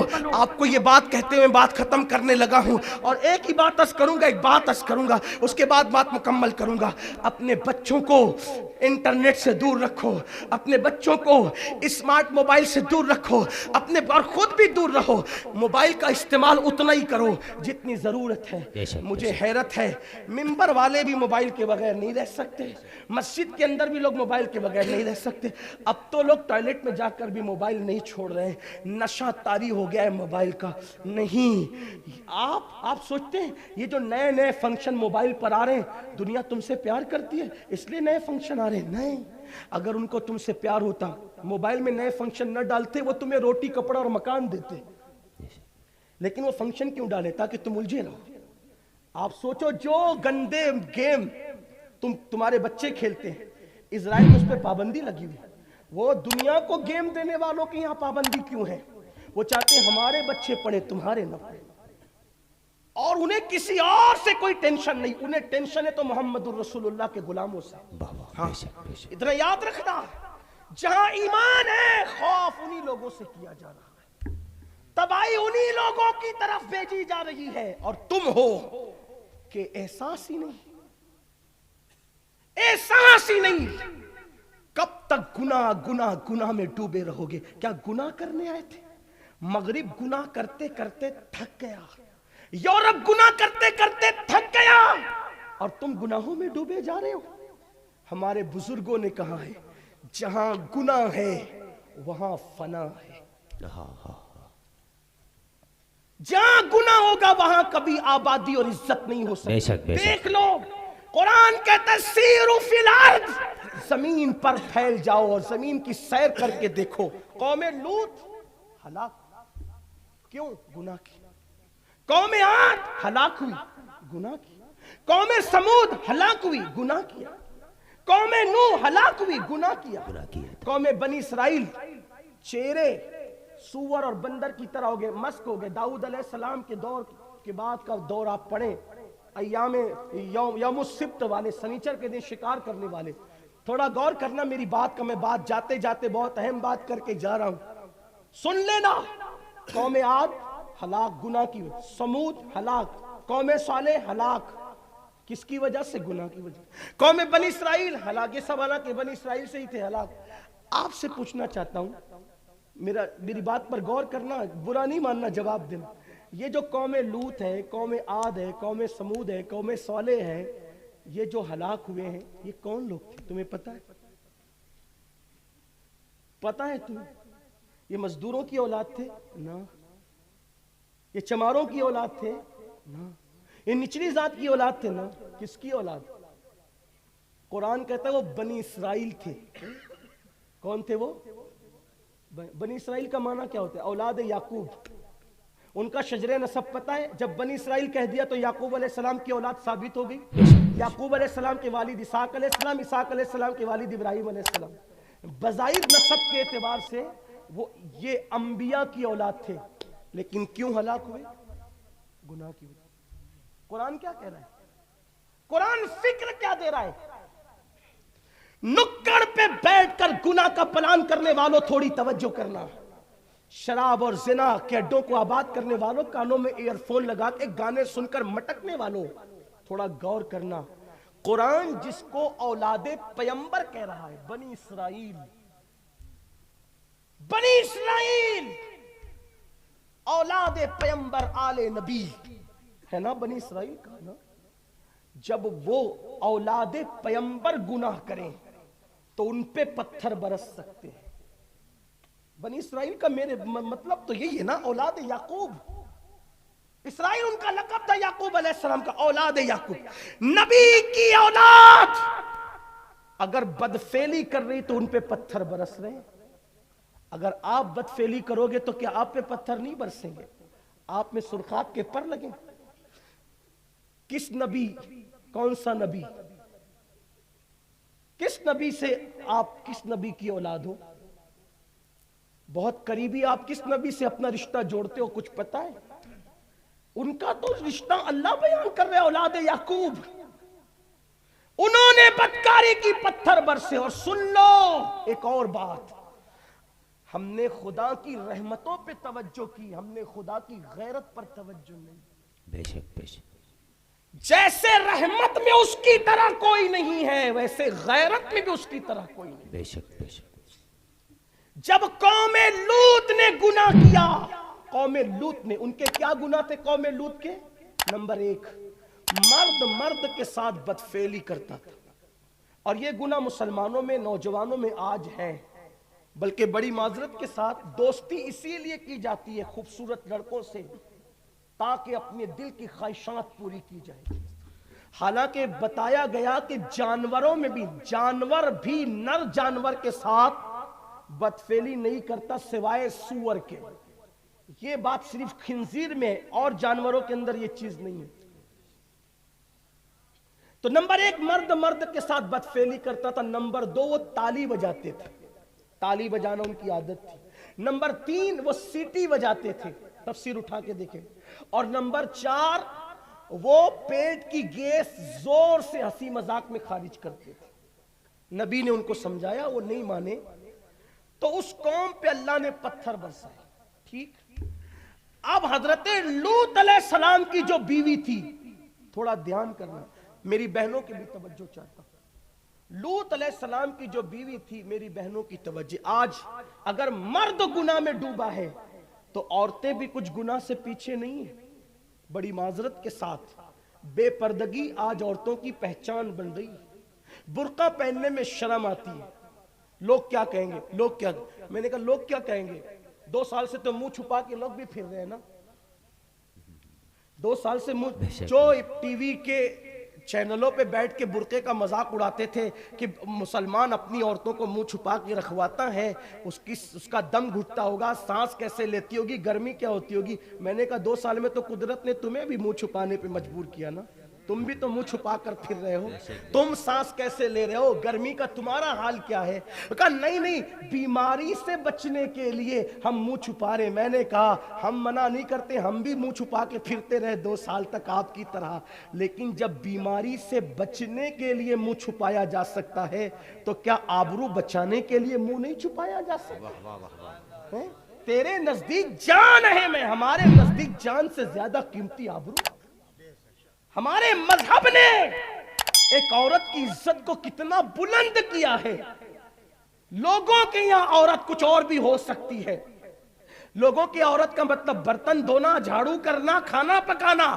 ہمارے عورت کا مطلب صرف برتن جھاڑو نہیں ہے. ہمارے عورت کا مطلب ام المومنین عائشہ صدیقہ ہے. ہمارے عورت کا مطلب ام المومنین خدیجۃ الکبریٰ ہے. ہمارے عورت کا مطلب سیدہ طیبہ طاہرہ خاتون جنت فاطمۃ الزہرا ہے. ہمارے عورت کا مطلب جناب سیدہ زینب کبریٰ ہے. ہمارے عورت کا مطلب مریم ہے. ہمارے عورت کا مطلب آسیہ ہے. ہمارے عورت کا مطلب سیدہ آمنہ ہے. واللہ یہ وہ خواتین ہیں، ان کی عظمتوں کا عالم یہ ہے کہ دامن نچوڑ دے تو فرشتے وہ. ان کی عظمتوں کا عالم یہ ہے. اگر عورت ہمارے یہاں عائشہ صدیقہ کی شکل میں ہے، اگر عورت ہمارے یہاں عائشہ صدیقہ کی شکل میں ہے تو عورت وہ ہے کہ ام المومنین عائشہ صدیقہ کے بستر پر قرآن کی آیتیں نازل ہوتی ہے. اللہ اکبر. نبی جب عائشہ صدیقہ کے یہاں ہوتے، ام المومنین کے یہاں، ان کے بستر پہ قرآن نازل ہوتا. اس اعتبار سے میں اپنے ذوق سے کہتا ہوں کہ بستر عائشہ رش کے طور ہوا. بستر عائشہ رش کے طور ہوا، کیونکہ طور پر موسیٰ آتے ہیں اور طور پر توریت آتی ہے. ہے، لیکن یہ عائشہ صدیقہ کا بستر ہے کہ جہاں پر جانے موسیٰ محمد الرسول اللہ آتے ہیں اور وہاں توریت نہیں بلکہ قرآن آتا ہے۔ عورتوں کی شان ہمارے یہاں یہ ہے، ہاں اگر عورت ہے تو وہ سیدہ زینب ہے۔ بھائی کی شہادت پر پوری امانت اسلام کی مدینے تک لانے والا کوئی مرد نہیں بلکہ عورت سیدہ زینب۔ امام زین العابدین کو اپنے کندھوں پہ اٹھا کے لانے والا کوئی مرد نہیں، وہ سیدہ زینب۔ ایک عورت کتنا بڑا کردار ادا کر سکتی۔ میں نے لوگوں سے کہا ہمارے عورتوں نے جہاد نہیں کیا لیکن مجاہدین عورتوں نے پیدا کیے۔ بے شک بے شک۔ عورتوں نے قیادت نہیں کی لیکن قائدین عورتوں نے پیدا کیے۔ عورتوں نے آسمان کے سورج کی شعاعوں کو گرفتار نہیں کیا لیکن جنہوں نے سورج کی شعاعوں کو گرفتار کیا ان کی تربیت کرنے والی عورتیں۔ واہ واہ واہ واہ واہ، ہاں سبحان اللہ سبحان۔ کسی عورت نے نیزے پہ قرآن نہیں سنایا لیکن جس نے نیزے پہ قرآن سنایا اس کو اس قابل بنانے والی بھی زندہ باد زندہ باد زندہ باد زندہ باد زندہ باد۔ اگر ماں فاطمہ ہو تو پھر بیٹا نیزے پہ قرآن سنانے، تربیت کا اثر ہے۔ جو مائیں سیریل دیکھ کے بچوں کو دودھ پلائے گی اور جو مائیں موبائل پر مردوں سے اپنے کیریکٹر لیس گفتگو کرے گی، اس ماں کی گود میں کس طریقے سے باکردار بچہ جنم لے سکتا ہے۔ خوبصورت بیوی، جملہ یاد رکھنا، خوبصورت بیوی خوبصورت بچے کو جنم دے یہ ضروری نہیں، لیکن باحیا بیوی باحیا بچے کو جنم دیتی۔ بے شک بے شک، سبحان اللہ سبحان اللہ۔ باکردار ماں باکردار بچے کو زندہ جنم باد دیتی۔ زندہ باد زندہ باد۔ تو آج عورتیں بھی بے نقاب ہو رہی ہیں، بے حجاب ہو رہی ہیں، سیریل اور فلموں میں بھی ان کی توجہ ہے، مردوں سے بات کرنا کھلکھلا کر کے، ان کے لیے کوئی عیب نہیں الا ماشاءاللہ۔ سب عورتیں ایسی نہیں لیکن ہو رہی ہیں، ولیمے میں شادیوں میں بے دھڑک عورتیں بے پردہ جا رہی ہیں۔ میں کہتا ہوں جو مذہب عورت کو مسجد میں آنے سے روک دے، اس مذہب کی ماننے والی عورتیں ولیمہ میں بے پردہ کیسے زندہ جائیں؟ باد زندہ باد زندہ باد۔ اور کوئی روکنے کے لیے تیار بھی نہیں۔ مسجد سے بڑھ کر کوئی اور محفوظ جگہ ہے؟ بلکہ روئے زمین پہ سب سے بہترین جگہ مسجد ہے۔ بے شک بے شک۔ ہو سکتا ہے کہ میری بات سے کسی کو اختلاف ہو، میں ہاتھ جوڑ کے کہتا ہوں کہ میں کوئی مناظرے کا میدان کھولنے نہیں آیا، قادری فقیر ہوں، اصلاح کی بات لے کر کے آیا۔ ورنہ بھی لوگ کہیں گے کہ بخاری میں تو اجازت ہے، تم کیسے منع کر رہے ہو؟ میں نے کہا کہ بخاری میں تو اور بھی کچھ ہے، ابھی میں اس کا عنوان کھولوں گا تو پھر لوگوں کو برا لگے گا، لیکن میں ابھی وہ سب نہیں کھولتا، مجھے اصلاح کے لیے بٹھایا گیا۔ بے شک بے عنوان شک، یہی ہے، اس لیے زندہ میں اس باد کے زندہ باد۔ ورنہ اور بھی چیز ہے۔ لوگوں کو صرف عورتوں میں کی مسجد کی حاضری پہ بخاری نظر آتی، اور چیزوں پہ نظر نہیں آتی لوگوں کو، ان کو اور چیزوں پہ بھی نظر آنا چاہیے، ہاں، لیکن میں اس کا باب نہیں کھولنا چاہتا، لیکن صرف یہ کہنا چاہتا ہوں کہ مجھے بتائیں کہ جس مذہب نے اگر عزت خطرے میں پڑ جائے تو مسجد میں آنے سے منع کر دی۔ بلکہ آپ کو ایک بات بتاؤں، ام المومنین حضرت سیدہ میمونہ رضی اللہ تعالی عنہا، یہ حضور کی بیوی حضرت میمونہ ہے، جب حضور کے وصال کے بعد لوگوں نے کہا امی جان ہم یہ چاہتے ہیں کہ نبی کی پیاری زوجہ ہمارے ساتھ عمرہ کے لیے چلے، حضور کا وصال ہو گیا۔ حضور کے وصال کے بعد ام المومنین حضرت میمونہ سے کسی نے کہا کہ آپ ہمارے ساتھ عمرہ کے لیے چلیں، تو ام المومنین فرماتی میں نے حج بھی کر لیا اور میں نے عمرہ بھی کر لیا، اب میرے نبی نے ہمیں گھر میں رہنے کا حکم، اب میں گھر سے باہر نہیں نکلتی، کیونکہ قرآن کیا کہتا ہے وَقَرْنَا فِي بُيُوتِكُنَّا، تم اپنے گھروں میں بیٹھی رہو۔ اللہ نے کہہ دیا ہم اپنے گھروں میں بیٹھی ہیں، آپ غور فرمائیں۔ امہات المومنین کی فکر یہ ہے، حالانکہ بعد میں ام المومنین حضرت میمونہ رضی اللہ تعالیٰ عنہ ان کا وصال مکے کے قریب ہی ہوا، لیکن آپ سے پوچھنا چاہتا ہوں کہ ان کی حیا کا عالم کیا تھا۔ حضرت عاتقہ رضی اللہ تعالیٰ عنہ، اللہ اکبر، حضرت عاتقہ رضی اللہ تعالیٰ عنہ، آپ کو مسجد میں آنے کا بڑا شوق تھا۔ حضرت عاتقہ ان کے شوہر کا جب وصال ہو گیا، میری بہنوں کی توجہ، ان کے شوہر کا وصال ہو گیا تو فاروق اعظم امیر المومنین غیظ المنافقین امام المجاہدین سیدنا عمر ابن خطاب رضی اللہ تعالیٰ عنہ نے آپ کو نکاح کا پیغام بھیجا کہ آپ کے ساتھ نکاح کرنا چاہتا ہوں. حضرت عاتقہ نے کہا امیر المومنین آپ کے ساتھ نکاح سے کون منع کرے گا, ہماری سعادت ہے, آپ کے ساتھ نکاح کرنا سعادت ہے, لیکن آپ عورتوں کو مسجد سے روکتے ہیں. اگر نکاح کریں گے تو بیوی ہو جاؤں گی, منع کریں گے تو رکنا پڑے گا. ایک شرط پہ نکاح کرتی ہوں کہ آپ سب کو روکتے ہیں مسجد سے, مجھے نہیں روکیں گے, میں مسجد جاؤں گی. آپ نے فرمایا ٹھیک ہے, تم نے جانا, ہم منع نہیں کریں گے. اب آپ روکنے لوگوں کو, یہ مسجد جاری, آپ نے سوچا سب کو روکتے ہیں, اس کو نہیں روکتے چونکہ وعدہ کر چکے, تو آپ نے ایک ہیلا کیا. ہیلا کیا کیا کہ میمونہ رضی اللہ, حضرت عاتقہ رضی اللہ تعالی, حضرت عاتقہ جب مسجد جانے لگی تہجد کے وقت میں, تو پہلے سے فاروق اعظم ایک کھجور کے درخت کے پیچھے چھپ گئے, اور جب وہ جا رہی تھی برقع اوڑھ کر کے, تو آپ نے زور سے ہاتھ ان کے سر پہ مارا اور پھر درخت کے پیچھے چھپ گئے. حضرت عاتقہ نے ادھر ادھر دیکھا اور زور سے پڑھا انا للہ و انا الیہ راجعون, زور سے پڑھا, اور اللہ کی بارگاہ میں سر اٹھا کے کہتی ہے مولا تو جانتا ہے کہ مسجد میں آ کے عبادت کرنا مجھے کتنا پسند ہے مولا, مگر فتنوں کا دور آ گیا, پتہ نہیں میرے سر پہ کس نے حملہ کیا, میری آبرو خطرے میں پڑ گئی. اور پھر اس کے بعد مسجد نہیں گئی, مسجد نہیں گئی, گھر واپس گئی, اور پھر جب باہر نہیں نکلی, جب نکلا تو ان کا جنازہ باہر نکلا. اگر حیا کو خطرہ ہوا تو عورتوں نے مسجد جانا, زندہ باد زندہ باد زندہ باد. عزت کو خطرہ ہوا تو عورتوں نے مسجد جانا چھوڑا. اور آج عورتیں ولیمہ میں بن سنور کر جائیں, شوہر کے لیے نہیں بننا سنورنا, ولیمے میں جانے کے لیے. مجھے حیرت ہے کیسے چینجنگ آ گئی, چینجز کیسے آیا. اسلام میں بننے سنورنے کا حکم شوہر کے لیے ہے, عورتیں گھر میں رہنے کے لیے نہیں سنورتی. عورتیں باہر بازار جانا ہے تو سنورے گی, ولیمہ جانا ہے تو سنورے گی. حالانکہ فرمایا گیا جو شوہر کی خوشی کے لیے سنورتی ہے, سنگھار کرتی ہے, اللہ اس عورت کو رات میں نفل پڑھنے سے زیادہ ثواب عطا. سبحان اللہ سبحان اللہ سبحان اللہ. اسلام بننے سنورنے سے منع زندہ باد، نہیں زندہ کرتا باد، اگر جائز طریقے سے بننا سنورنا ہے تو.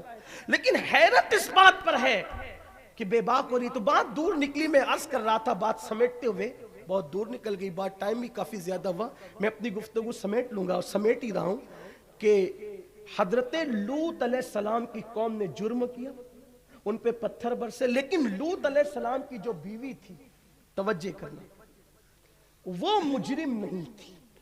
اس اعتبار سے جس جرم میں قوم لوط مصروف تھی, اس جرم سے حضرت لوط علیہ السلام کی بیوی کا دور دور کا بھی کوئی تعلق نہیں تھا, کیونکہ نبی کی بیوی کبھی بے حیا نہیں ہو سکتی, بے غیرت نہیں ہو سکتی. کیوں؟ بلکہ اللہ نبیوں کے حوالے سے اتنی غیرت فرماتا ہے کہ میرے نبی پاک کے نکاح میں آنے سے پہلے آپ کی ازواج اگر کسی اور کے نکاح میں بھی رہی تو اللہ تبارک و تعالی نے جو فطرت کے بعض معاملات ہیں ان سے ان کو محفوظ رکھا. وہ آپ علماء سے پوچھ سکتے ہیں, میں اس کی طرف نہیں جاتا, لیکن بات آپ کو یہ بتانا چاہتا ہوں کہ اللہ کتنی غیرت فرماتا ہے کہ جب لوط علیہ السلام کی قوم پر بے حیائی کی وجہ سے پتھر برسے, تو اللہ نے پتھر برسانے سے پہلے لوط سے کہا کہ آپ قوم سے نکل جائے, باہر نکل جائے. جب لوط علیہ السلام اپنی فیملی کے ساتھ باہر نکلے اور قوم پہ پتھر برس رہے تھے, اگرچہ لوط علیہ السلام کی بیوی اس بدی میں مبتلا نہ تھی, لیکن قوم پر جب پتھر برستے دیکھا تو لوط علیہ السلام کی بیوی نے پیچھے مڑ کے کہا ہائے میری قوم. لوط علیہ السلام کی بیوی نے کہا ہائے میری قوم. اللہ نے وہ پتھر جو مجرموں پہ برس رہے تھے, لوط علیہ السلام کی بیوی پہ وہ پتھر ڈال کر اس کو بھی ہلاک کر دیا. اور ہمیں پیغام دیا اللہ کی غیرت, اگر نبی کی بیوی مجرم نہ ہو ان جرائم کے اعتبار سے, لیکن مجرموں کی حامی بن جائے تو اس پہ بھی پتھر برس رہا. نبی کی بیوی کسے کہتے ہیں؟ آپ کہاں ہو؟ یعنی گناہ نہیں کیا, وہ بدی نہیں کی, بدی کرنے والوں کی حمایت کی, ہائے میری قوم کہا. اللہ نے اس پہ بھی پتھر برسا دیا. اب آپ سوچتے ہیں ہم بدی کرتے رہے, پاپ کرتے رہے, شراب اور زنا کے اڈوں کو آباد کرتے رہے اور ہم آرام کی زندگی جیے, عیش کی زندگی جیے. ایسا نہیں ہو سکتا. جہاں گناہ ہے وہاں فنا ہے. اگر اس فنا سے, تباہی اور بربادی سے بچنا ہے, ایک راستہ ہے بس, توبہ کا دروازہ کھلا ہوا ہے. اللہ کے بندو, اللہ کی طرف رجوع کرو, پلٹو, توبہ کرو. میرے اللہ کا وعدہ ہے کتنا بڑے سے بڑا مجرم بھی توبہ کرے گا ہم اس کو معاف کر دیں گے, اس کی مغفرت فرما دیں گے. بلکہ یہاں تک فرمایا کہ گناہ کرنے والا جب گناہ سے توبہ کرتا ہے تو ہم اس کے گناہوں کو نیکیوں میں تبدیل کر دیتے ہیں, اس کے گناہوں کو نیکیوں سے بدل دیتے. توبہ کر لو میری قوم کے جوانوں, توبہ کر. توبہ کا دروازہ کھلا ہے. کیسے کیسوں نے توبہ کی, اللہ نے ان کو معاف کیا, اللہ تعالیٰ نے ان کی مغفرت کی. اور اللہ کا وعدہ ہے ان اللہ یحب التوابین, جو توبہ کرتے ہیں اللہ ان کو اپنا محبوب بنا لیتا ہے. ہر دروازے پر مجرم جا کر گناہ کا اعتراف کرے, اقبال جرم کرے تو اس کو سزا ملتی ہے, اس کی عزت جاتی ہے. میرے اللہ کی چوکھٹ وہ چوکھٹ ہے, وہاں آ کر کوئی اقبال جرم کر لے تو نہ سزا ملتی ہے نہ عزت جاتی ہے, بلکہ اللہ اس کو معاف بھی کرتا ہے اور اس کی عزت اس طرح بڑھاتا ہے. ان اللہ یحب التوابین, اللہ توبہ کرنے والوں کو محبوب بناتا ہے. حضرت محبوب الہی خواجہ نظام الدین اولیاء اپنے ملفوظات میں فرماتے ہیں ایک آدمی متقی ہوتا ہے اور ایک آدمی توبہ کرنے والا ہوتا ہے, اور دونوں برابر ہوتے ہیں اس اعتبار سے کہ متقی وہ ہے جس کے نام اعمال میں گناہ نہیں, اور توبہ کرنے والا وہ ہے کہ جس نے گناہ تو کیا مگر توبہ کیا اور توبہ کی برکت سے اس کے گناہ مٹا دیے جاتے ہیں. تو اس کا نام اعمال بھی گناہوں سے پاک ہوتا ہے اور اس کا نام اعمال بھی گناہوں سے پاک ہوتا ہے. اس لیے توبہ کرتے رہو, اور یہ مت سوچنا کہ میں توبہ کروں گا تو میرا اللہ معاف کرے گا کہ نہیں کرے گا, یہ شیطانی وسوسہ ہے. ارے نادان سوچ تو صحیح, جب کافر ایک مرتبہ لا الہ الا اللہ محمد الرسول اللہ پڑھتا ہے تو اللہ اس کا کفر ختم کر دیتا ہے, اللہ اس کا شرک ختم کر دیتا ہے, اور ایمان لانے سے پہلے کے سارے گناہ اس کے مٹا دیے جاتے ہیں. اگر کافر یہ کلمہ پڑھے تو اس کو یہ انعام ملتا ہے, اگر مومن یہ کلمہ پڑھے تو اللہ اس کو کیا انعام عطا فرمائے گا. لوگ کہتے ہیں مولانا وظیفہ دیجئے, جب ان کو کہتے ہیں نا کلمہ پڑھو تو کہتے ہیں کوئی اور دیجئے. کلمے سے بڑا بھی کوئی وظیفہ ہے؟ سوچے تو صحیح. میری قوم کا حال یہ بن گیا چیزیں مول سے لو, چاہے فٹ پاتھ سے زیادہ غیر گزری ہو. یہ حال ہے لوگوں کا, جو آسانی سے مل جائے اس کو نہیں لینا چاہتے, مشکل میں پڑھنا چاہتے, مشقت میں پڑھنا چاہتے. میں ملانے کے لیے نہیں کہہ رہا ہوں, صرف سمجھانے کے لیے کہہ رہا ہوں. کلمہ زبان پر آسان ہے, جس سے کفر ختم ہو جائے وہ کلمہ طیبہ ہے, جس سے شرک جیسا جرم مٹ جائے وہ کلمہ طیبہ ہے. اور لوگ کہتے کچھ اور دیجئے, کلمے سے بھی بڑی کوئی چیز. آقا فرماتے افضل الذکر لا الہ الا اللہ, بہترین دعا سورۃ الفاتحہ ہے, لیکن ہم اس کی طرف نہیں آتے. آئیے توبہ کریں, اللہ کی بارگاہ میں معافی طلب کریں. کیسے کیسوں نے توبہ کی, اللہ نے ان کو معاف کیا, ان کے جرائم کو معاف کیا, ان کو مقام ولایت عطا کیا. اس لیے ہم بھی اللہ کی بارگاہ میں توبہ کریں. حدیث پاک میں آتا ہے جب رات کا آخری حصہ آتا ہے اللہ رحمت کی چادر پھیلا کے کہتا ہے رات کے پاپیوں صبح ہونے سے پہلے پہلے توبہ کرو تاکہ میں تمہیں معاف کر دوں. اور جب غروب آفتاب کا وقت آتا ہے تو رحمت کی چادر پھیلا کے کہتا ہے دن کے گنہگاروں شام ہونے سے پہلے پہلے توبہ کرو تاکہ میں تمہیں معاف کر دوں. آئیے نا, جب توبہ کا دروازہ کھلا ہے تو معافی مانگ لیجئے, توبہ کر لیجئے. اللہ اکبر. بس جو آخری بات عرض کرنے چلا تھا, بات طویل ہوئی, اختتام کی طرف جاتے ہیں. اگر جوان توبہ کرے, کوئی جوان توبہ کرے تو 40 دن تک آسمانوں میں نور کی قندیلیں جلائی جاتی ہیں. فرشتے ایک دوسرے سے پوچھتے یہ کیوں ہے, تو کہا جاتا ہے آج جوان نے توبہ کی. توبہ کیجئے. اور توبہ کان کھینچنا, گال پیٹنا نہیں. توبہ کیا؟ توبہ یہ ہے کہ اپنے اللہ سے عہد کرو اب گناہ کے راستے پہ نہیں جاؤں گا اور پھر نہ جانا, بس اسی کو توبہ کہ. شرمندہ ہو جانا توبہ, اپنے اللہ سے عہد کرنا توبہ, گناہوں سے اپنے آپ کو روک لینا توبہ. بزرگوں نے فرمایا جیسے بکری کے تھن سے دودھ نکل کر اسی سوراخ سے دوبارہ اسی راستے سے دودھ نہیں جاتا, ایسے ہی گناہ سے توبہ کرنے والا پھر اس راستے پہ نہ جائے, یہ توبہ ہے. اور جو ایسی توبہ کرے اللہ اس کو اپنا محبوب اور مقبول بندہ بنا لیتا. بس وہ جو بات کرنی تھی, یہ ایک شخص ہے, آپ نے نام سنا ہوگا, ان کا نام ہے فضیل بن ایاز. ہمارے بزرگوں نے اس کو ایسے ہی پڑھا فضیل بن ایاز. وہ شخص جنگلوں میں ڈکیتی کرتے تھے, لوگوں کا مال لوٹ فضیل بن عیاض. ایک دن قافلے کے اندر کوئی تلاوت کرنے والا قاری قرآن موجود تھا. وہ تلاوت کرتے ہوئے جا رہا تھا اور اس نے پڑھا کہ کیا آیت پاک کا مفہوم ہے, کیا ابھی وہ وقت نہیں آیا مومنوں کے لیے کہ اللہ کی خشیت سے ان کے دل اللہ کی بارگاہ میں جھک جائیں؟ کیا وہ وقت تو مومنوں کے لیے نہیں آیا کہ اللہ کی خشیت سے اللہ کی بارگاہ میں ان کے دل جھک جائیں؟ دل پہ اثر کر گئی, بات چوٹ کر گئی. فضیل نے فوراً کہا بالکل وہ وقت آ گیا, وہ وقت آ گیا, وہ وقت آ گیا. ساتھی آئے, آنے کے بعد کہا فضیل قافلہ آ گیا, بہت زیادہ مال سے لدا ہوا ہے, چلو لوٹیں. فضیل نے کہا اب میں کیا لوٹوں, میں تو خود ہی لٹ گیا. میں کیا لوٹوں کسی کو, اب میں خود ہی لٹ گیا. اب فضیل نہ رہا, فضیل لٹ گیا. کیا مطلب؟ کہ میں نے توبہ کر کے رب کی بارگاہ میں رجوع کر لیا, اب نہیں جانا اس راستے. دیکھو جب تم توبہ کرو گے تو پہلے قدرت ہی تمہیں آزمائے گی کہ تم کتنے پکے ہو. فضیل نے توبہ کی, بڑا قافلہ آ گیا تاکہ بتائیں لوگوں کو جانچ کر کے توبہ ہوئی کہ مکر ہوا.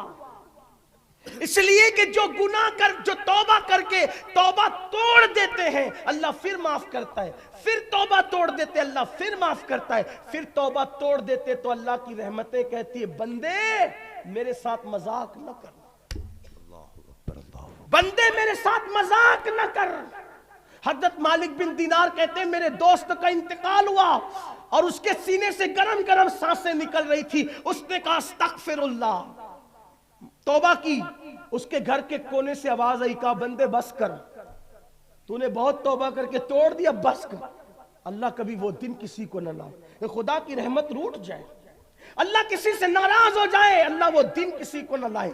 اے میری قوم کے جوانوں, اللہ نے تمہیں جوانی دی, وقت دیا, ٹائم دیا. اللہ کا واسطہ دے کر کہتا ہوں وقت کو ضائع مت کرو. پتہ نہیں کل کی صبح ہم میں سے کون دیکھے گا, کل تو چھوڑو پل کی خبر نہیں, صلاۃ السلام تک کون رہے گا نہیں پتا. توبہ کر لو, بدل جاؤ, تبدیل ہو جاؤ, نکلو گناہ سے ہجرت کر کے اللہ کی طرف آؤ. ہاں میرا اللہ وہ ہے, حدیث قدسی ہے, میرے اللہ نے فرمایا جو میری طرف چل کے آتا ہے میری رحمت اس کی طرف دوڑ کر جاتی ہے. سبحان اللہ, سبحان. تم نے سب کی طرف دوڑا, کبھی اللہ کی طرف بھی دوڑ کے دیکھو. تم نے سب سے پیار کیا, کبھی میرے اللہ سے بھی پیار کر کے دیکھو. تم نے سب سے دوستیوں کا ہاتھ بڑھایا, کبھی اس کی طرف بھی بڑھ کے دیکھو. تم نے سب کے لیے رویا, کبھی اس کے لیے بھی رو کے دیکھو. تم نے سب سے وفا کیا, کبھی اس سے بھی وفا کر کے دیکھو. تم نے سب کی بات مانی, ذرا اس کی بھی بات مان کے دیکھو. آؤ اللہ کے ہو جاؤ, آؤ اللہ کی طرف پلٹ جاؤ, آؤ اللہ کے لیے وقت نکالنے والے بنو. اپنی مصیبتوں میں در در پہ دستک دینے والوں کوئی اپنا نہیں ہے. اگر مصیبتیں آئیں اچھی طرح وضو کرو, رات کی آخری پہر میں مصلی بچھا کے آنسوؤں کی سوگات اللہ کی بارگاہ میں پیش کر کے گڑ گڑاؤ. پھر رحمتوں کی بارش نہ ہو تو کہنا, پھر کرم کی بارش نہ ہو تو کہنا, پھر تمہاری بگڑی نہ بنے تو کہنا. اس لیے کہ سب کو ملتا ہے اسی وحدہ لا شریک کے در سے, اور ہمیں بھی اسی کے در سے ملے گا. آؤ نا سب سے امیدیں باندھنے والوں اپنے رب کی چوکھٹ سے وابستہ ہو جائیں. اللہ اکبر. ارے ایک وقت میں اگر 5 مرتبہ, ایک دن میں 5 مرتبہ کوئی فقیر کسی بخیل کے دروازے پہ جاتا ہے تو بخیل سے بخیل بھی کچھ نہ کچھ دے کے ٹالتا ہے, وہ مکمل 5 بار انکار نہیں کرتا. جب بخیل 5 بار آنے والے کو دے سکتا ہے تو اس جواد و کریم کے بارے میں کیا خیال ہے؟ ایک دن میں 5 بار اس کے دروازے پہ دستک دو گے تو وہ کیوں نہ عطا کرے گا, جبکہ اس کا وعدہ ہے ادعونی استجب لکم, مجھ سے مانگو میں ضرور عطا کروں گا. وہ کہتا ہے ان اللہ لا یخلف المیعاد, اللہ اپنے وعدے کا خلاف نہیں کرتا. لیکن کوئی آئے تو صحیح, اقبال کہتے ہیں ہم تو مائل بکرم ہے, کوئی سائل ہی نہیں, راہ دکھلائے کسے راہ روے منزل ہی نہیں. میری قوم کے جوانوں آؤ اپنے اللہ سے رشتہ مضبوط کریں, اپنے اللہ کے قریب آئیں. اس کا وعدہ ہے جو میری طرف چل کر آتا ہے میری رحمتیں اس کی طرف دوڑ کے جاتی ہے. امتحان لیا اللہ نے, ادھر فضیل نے توبہ کی, ادھر قافلہ آیا، فضیل چلو لوٹو، فضیل نے کہا ہم تو خود لٹ گئے، کیا کسی کو لوٹے، توبہ کر لی میں نے، اب نہیں لوٹوں گا کسی کو۔ ساتھیوں نے کہا جب ڈکیتی میں آپ ہمارے سردار تھے، ڈکیتی میں سردار تھے، توبہ میں بھی سردار بنی، ہم توبہ کر لی گئی۔ میر عبد الواحد بلگرامی رحمت اللہ علیہ لکھتے ہیں توبہ کرنے کے بعد، چونکہ کچھ لوگ توبہ میں بھی چیٹنگ کرتے ہیں، مطلب کسی کا مال ہڑپ کر لیں گے لاکھوں کروڑ روپیہ، پھر کہیں گے نہیں حج کر کے اب توبہ کر لی۔ یہ کون سی توبہ ہے؟ پیسے ہڑپ کیے تو وہ واپس بھی تو کرنے پڑیں گے، اگر پتہ ہے نا تو واپس، ایسے نہیں کہ آپ جو وہ پیسے ہڑپ کر کے پھر کہیں ہم توبہ کر لیے، نہیں، اگر ہڑپ کیے تو واپس کرنے پڑے، اور نہیں معلوم ہے تو الگ بات ہے، پھر اس کے لیے آپ کے پاس تو اتنی بڑی یونیورسٹی موجود ہے، آپ حضور محقق کے مسائل جدیدہ سے جا کر بات کریں، علماء سے، ہمارے مفتیان کرام سے جا کے بات کریں، بتائیں گے، اگر نہیں یاد ہے تو کیا کریں، نہیں پتہ ہے تو کیا کریں، وہ بتائیں گے۔ میں کوئی مفتی بھی نہیں، کوئی صاحب فتویٰ بھی نہیں، فقیر آدمی ہوں، آپ کی گلی میں صدا لگانے آ گیا ہوں کہ چلو اللہ کی طرف رجوع کر لو، بس اتنی سی بات ہے اور کچھ نہیں۔ فضیل نے جب توبہ کی، میر عبد الواحد بلگرامی رحمت اللہ علیہ لکھتے ہیں تو ان کو یاد تھا کہ میں نے ایک یہودی کا مال لوٹا تھا، اس کا مال لوٹا تھا، اس کے گھر گئے، بھئی کا مال تو سب ختم ہو گیا، کھا پی کر لوگوں نے لوٹ بربادی کر دیا سب، اب کچھ ہے نہیں، ایک کام کرو معاف کر دو۔ اس نے کہا دیکھ بھائی معاف کرنے کی ایک صورت ہے۔ کہا کیا؟ کہا صورت یہ ہے کہ میری رقم واپس کرو، میری اشرفیہ سونے کے سکے واپس کرو۔ کہا حضرت میں تو وہی کہہ رہا ہوں کہ میں کھا پی کے سب ختم ہو چکا ہے، اب کچھ ہے نہیں، اس لیے معافی مانگنے آیا، ہوتا تو لوٹا دیتے، معافی مانگ رہے ہیں۔ کہا ٹھیک، وہ یہودی کہتا ٹھیک، کوئی بات نہیں، نہیں دے سکتے نا تم سونے کی اشرفیاں، سکے نہیں دے سکتے؟ کہا نہیں، مٹی کی بنا کے دے دو، مٹی کی دے دو، ہم قبول کر لیں گے، مٹی ہی کی دے دو۔ انہوں نے کہا بات تو بھئی بہت سستا سودا ہے، سونے کی لے کر لوٹی تھی، ختم کر دیا، وہ مٹی کی مانگ رہا ہے۔ تو انہوں نے مٹی کی وہ ٹھیکریاں ان کو لا کر کے، اس شخص کو لا کر کے دے دیا۔ جب وہ شخص کے ہاتھ میں گئی، اس نے تھیلی کھولا تو کھول کر کے دیکھا کہ وہ سب سونے کی تھی۔ اس نے کہا کہ یہ میں تو لے چکا، لیکن اب مجھے ہاتھ بڑھائیں اور کلمہ پڑھا کر اسلام میں داخل کریں۔